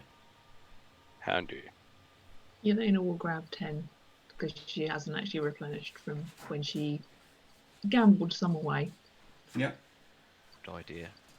Is that all silk good. gown for anyone? Or What size is it? Is it like goblin size, or is it? It's human sized.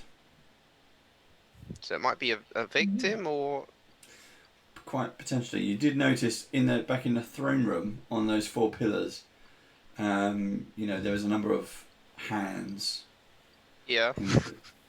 in different states of decay. Okay. Hand screw. So it's just traders going around Needle Forest, right? Probably. Yes. Okay. I think I'm Tulkas. You feel better? Oh yes, thank you, Master Up. I feel very good now. I'm glad I didn't mess that up. I find your healing work is excellent. Oh well, thank you. I've improved a bit. Right, should we go downstairs?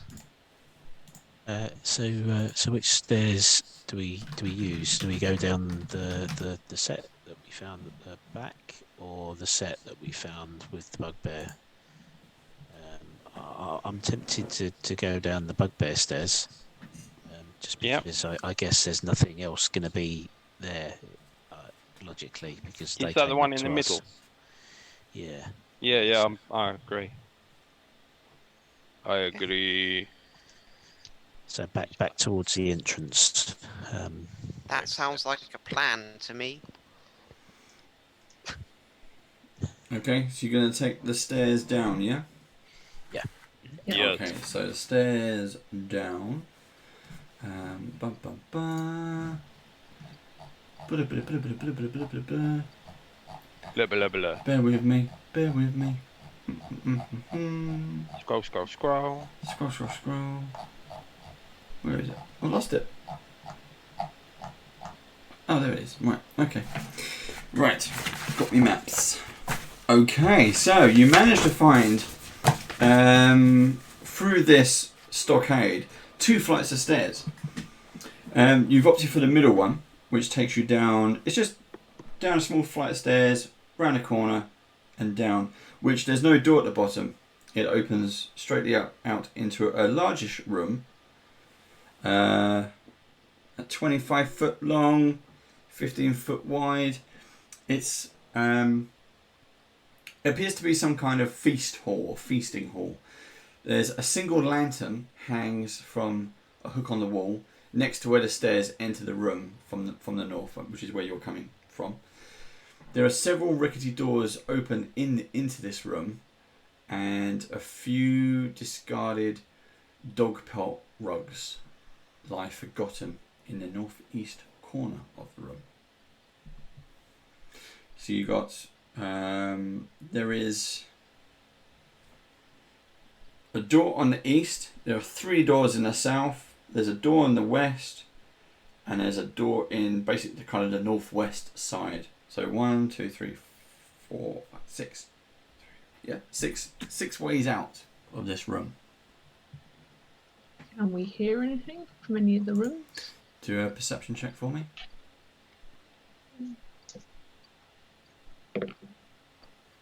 I'll listen out as well. 28. Yeah. No.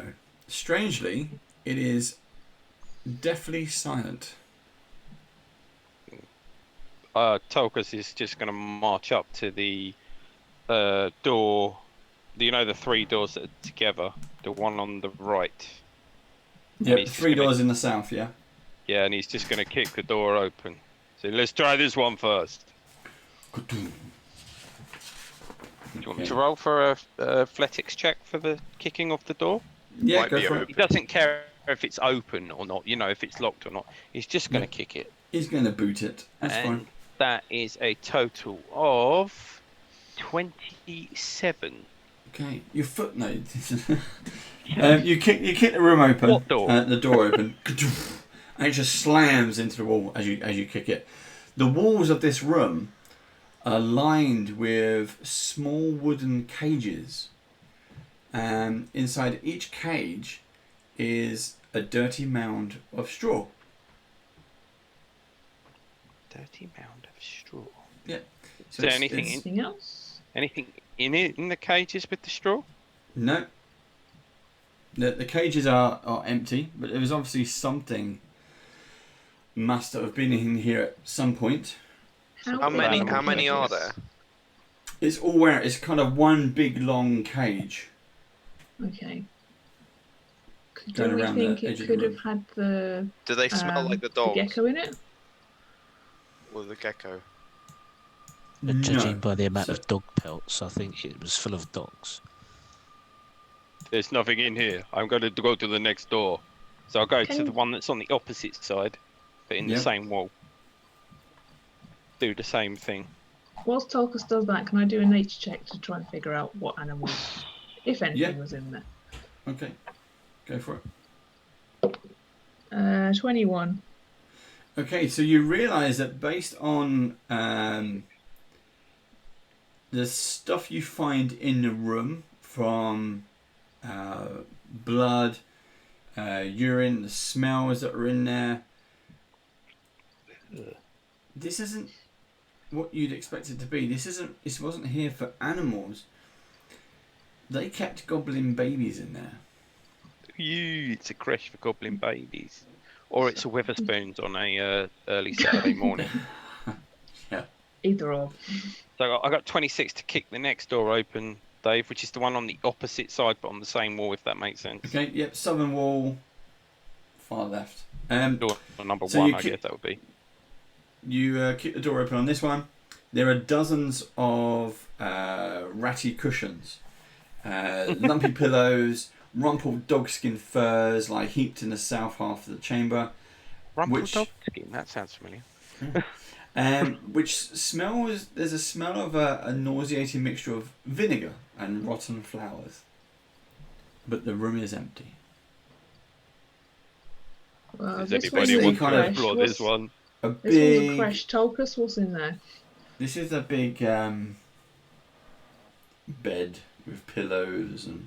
I think this might be where the goblin women gave birth or something, I don't know. This place is weird. It's weird. Should we try the middle door? Yeah. Kick the middle door in. with Okay. extreme prejudice. The middle They- door opens into. 20 ridiculous roll. That's fine. Boom!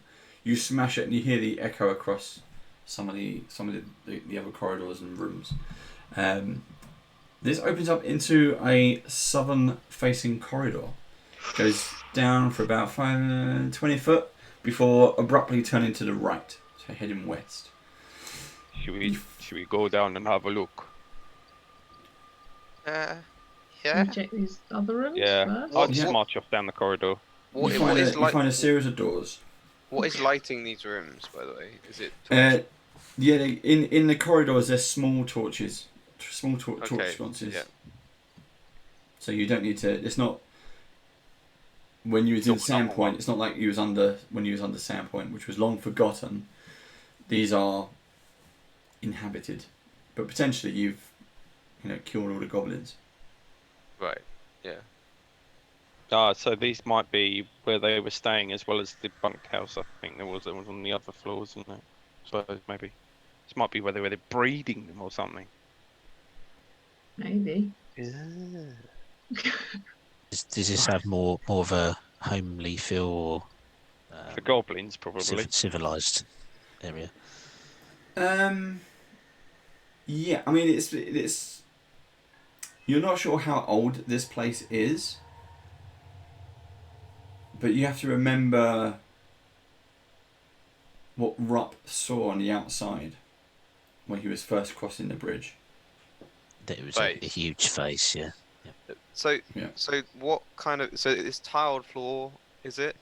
Yep. And what kind of? Do I recognize any like defining features of its construction to do with how it was made? I'm gonna say no. Okay. Right, go along opening the doors one at a time, having a look inside. Okay. So the rooms, the two at the north and two at the south, all seem to be some kind of various bed chambers. They house bed, a desk, and some bits and pieces.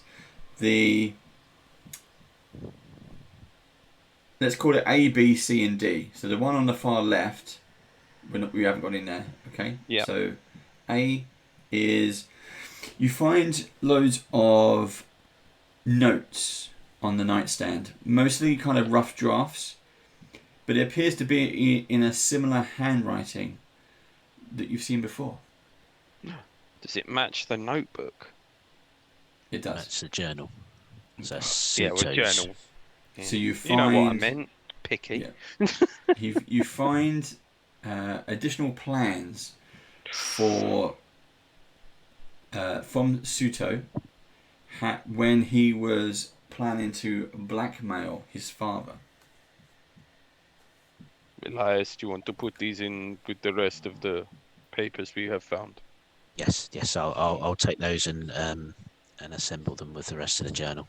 You also find in the various notes and pages that he was planning to use the Sandpoint Glassworks as some kind of staging ground. And also, there's notes about the catacombs below the Glassworks. Right. I Might be worth should having. definitely keep those to one side because that's obviously going to be about the Thessalonian part of it as well. Yes. There might be more to learn. But not now. Okay. I'm not gonna start reading them now. No. We have other rooms to one to side. check. Elias, we have other rooms to check. Okay, so first. in room B, this is also kind of a one-person bedroom. It shows many signs of being lived in.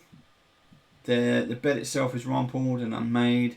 There's a half-eaten meal of bread and salmon. That's it really. A few articles of dirty clothing on the floor, but that's about it. The clothing, is it goblin sized or bugbear sized? No, this is human-sized. Male or female? Or indeterminate? Probably more indeterminate, but more than likely to be male. Okay. That means there's somebody else as well then. So there's Suto, there's potentially a male human. I Or guess he humanoid. can't find it on his own. Right, so that's worth remembering. So there's more than just Suto and Noalia. Right, check room C. Okay, so room C. This room is surprisingly clean, quite brightly lit. It looks to be the I'd say Elias and possibly Rupp might recognise this kind of thing. It's an ever-burning torch. Is above the nightstand. Awesome. Apart from that, the room is pretty Spartan decor. Is that something we can take with us? Yep. Yeah, Spartan decor. But it Just looks don't put like it in your backpack, otherwise you might get a bit hot. it's so neat and tidy. It just doesn't look like it's been lived in. Apart from the fact it's so neat and tidy. So there's no clothing here. There's no personal effects or anything like that. It's bed and a torch. Bed and a torch. And Okay. now it's just the bed. Can we toss the bed? Yeah, go for it. Do I need to make a roll for that one? No. So Yelena walks over, pulls the bed sheets off, holds the mattress up. There's nothing suspect. You don't find anything there. Apart from now, you've made it messy. The maid's going to kill you. Right, so we can move on to D. I don't care. Okay, D. This bedroom is very musty. There's a strong musty odour. The bed is covered with matted. Oh, one sec. The bed is covered with matted grey and black hair. There are blood stains on the stone floor, and there's a bit of a weird, morbid collection. It's a stack of what appears to be birds' feet that lie heaped on the floor by the side of the bed. Birds' feet. What do we know about bugbears and what they eat?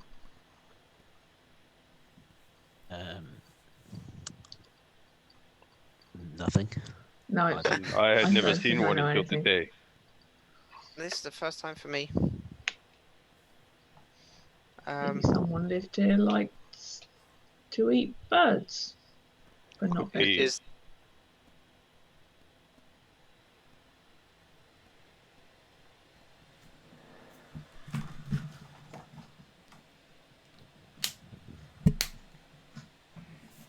Hello, David? Oh, Sorry. one sec.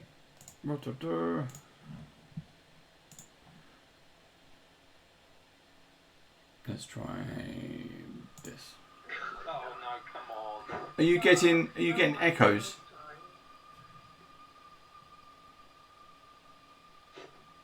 Did you hear me then? Did you hear me? Did you get echoes, guys? No? Right, okay, it's fine. I was getting echo.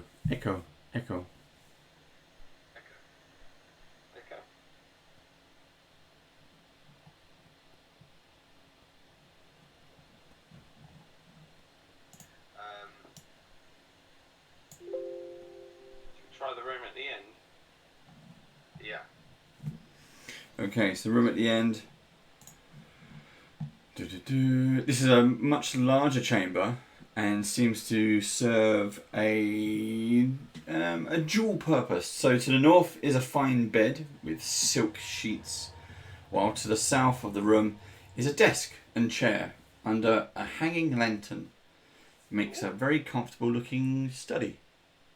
Right, we'll do a thorough search of this one, I think. Okay. Detect magic as well.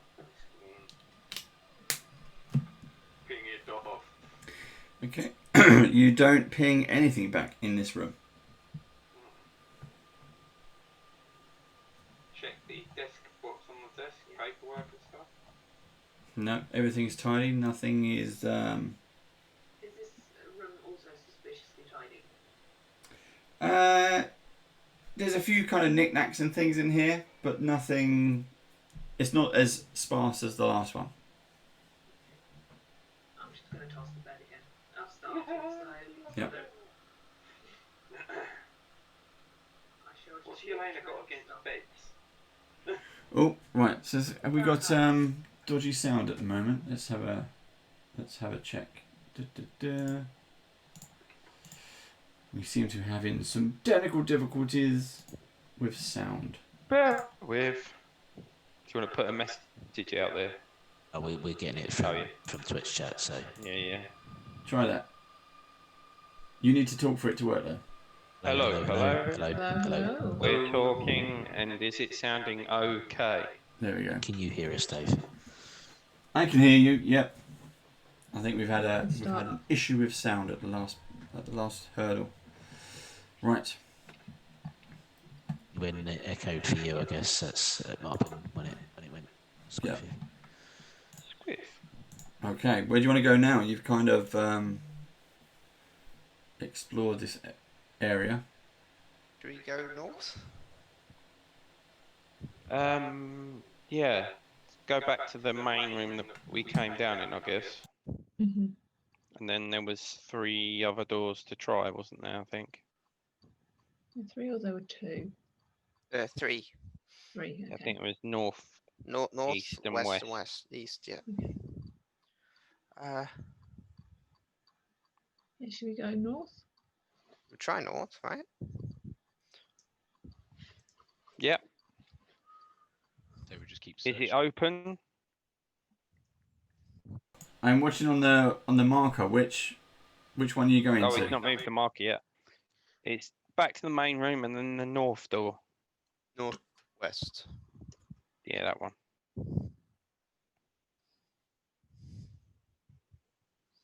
Is it open? It does open. So this it opens anyway. up into a northern corridor, which seems to open up into a larger space with double doors on the left. The corridor continues north, and the corridor continues east. Both north and east end on a door. However, the double door, which I'm just double checking, yes it is, the 2 large stone doors on the western wall, it is the western wall. Mm-hmm. Their faces are carved with images of horrific deformed monsters, which seem to be clawing their way out of pregnant women of all different races. I can say that's Ugh. not normal. I don't think this is a good place. That's not pleasant. I think we probably need to go in there though. Yeah, I would say so. Yeah, are they locked? I give them a quick sort of shove, see if they move. Do we recognise this as any religion? Any symbology on there? I'll have a go if it. Do they look devilish? It's not. They don't look like devils or demons. These are what appear to be pregnant women, but the faces do look like monsters, which are ripping themselves out of the bellies of the pregnant women. But the monsters themselves, they are what, small enough to fit in a belly, I assume, but impish or They don't look impish when they come out. right? Okay. Do I recall anything from Thessalonian lore of this sort of thing or this sort of worship?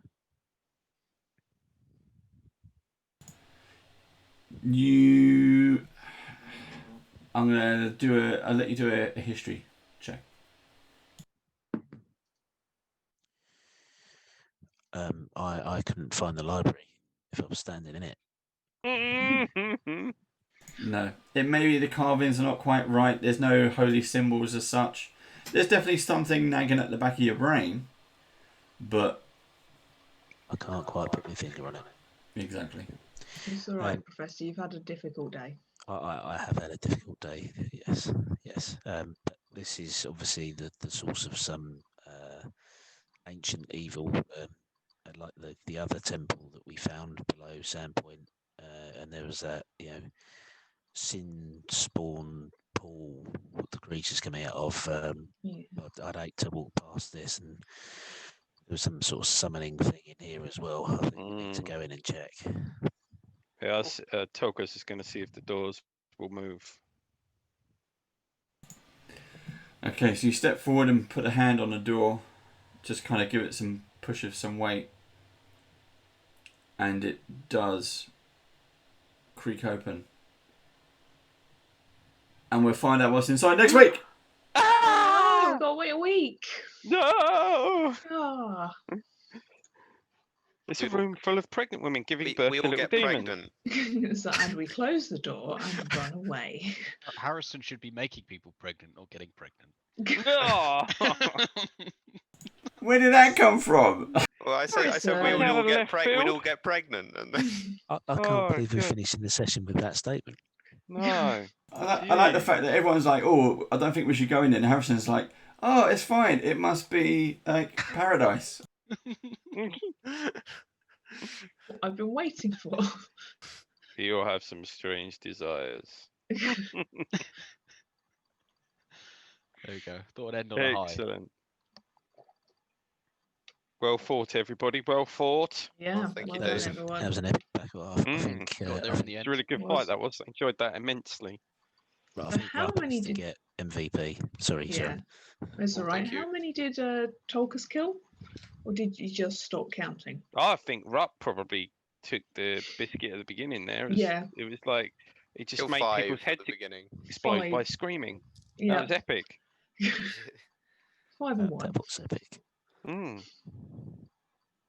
Cool. Well, we're nearly getting to midnight here, so I thought it was a good. Otherwise, we'll end up doing the next bit, and that might take more time than what we have this evening. But we will catch up That's a again. good place to leave it, I think. We will find out what's in this room next week, and next week we have our special guest player with us as well.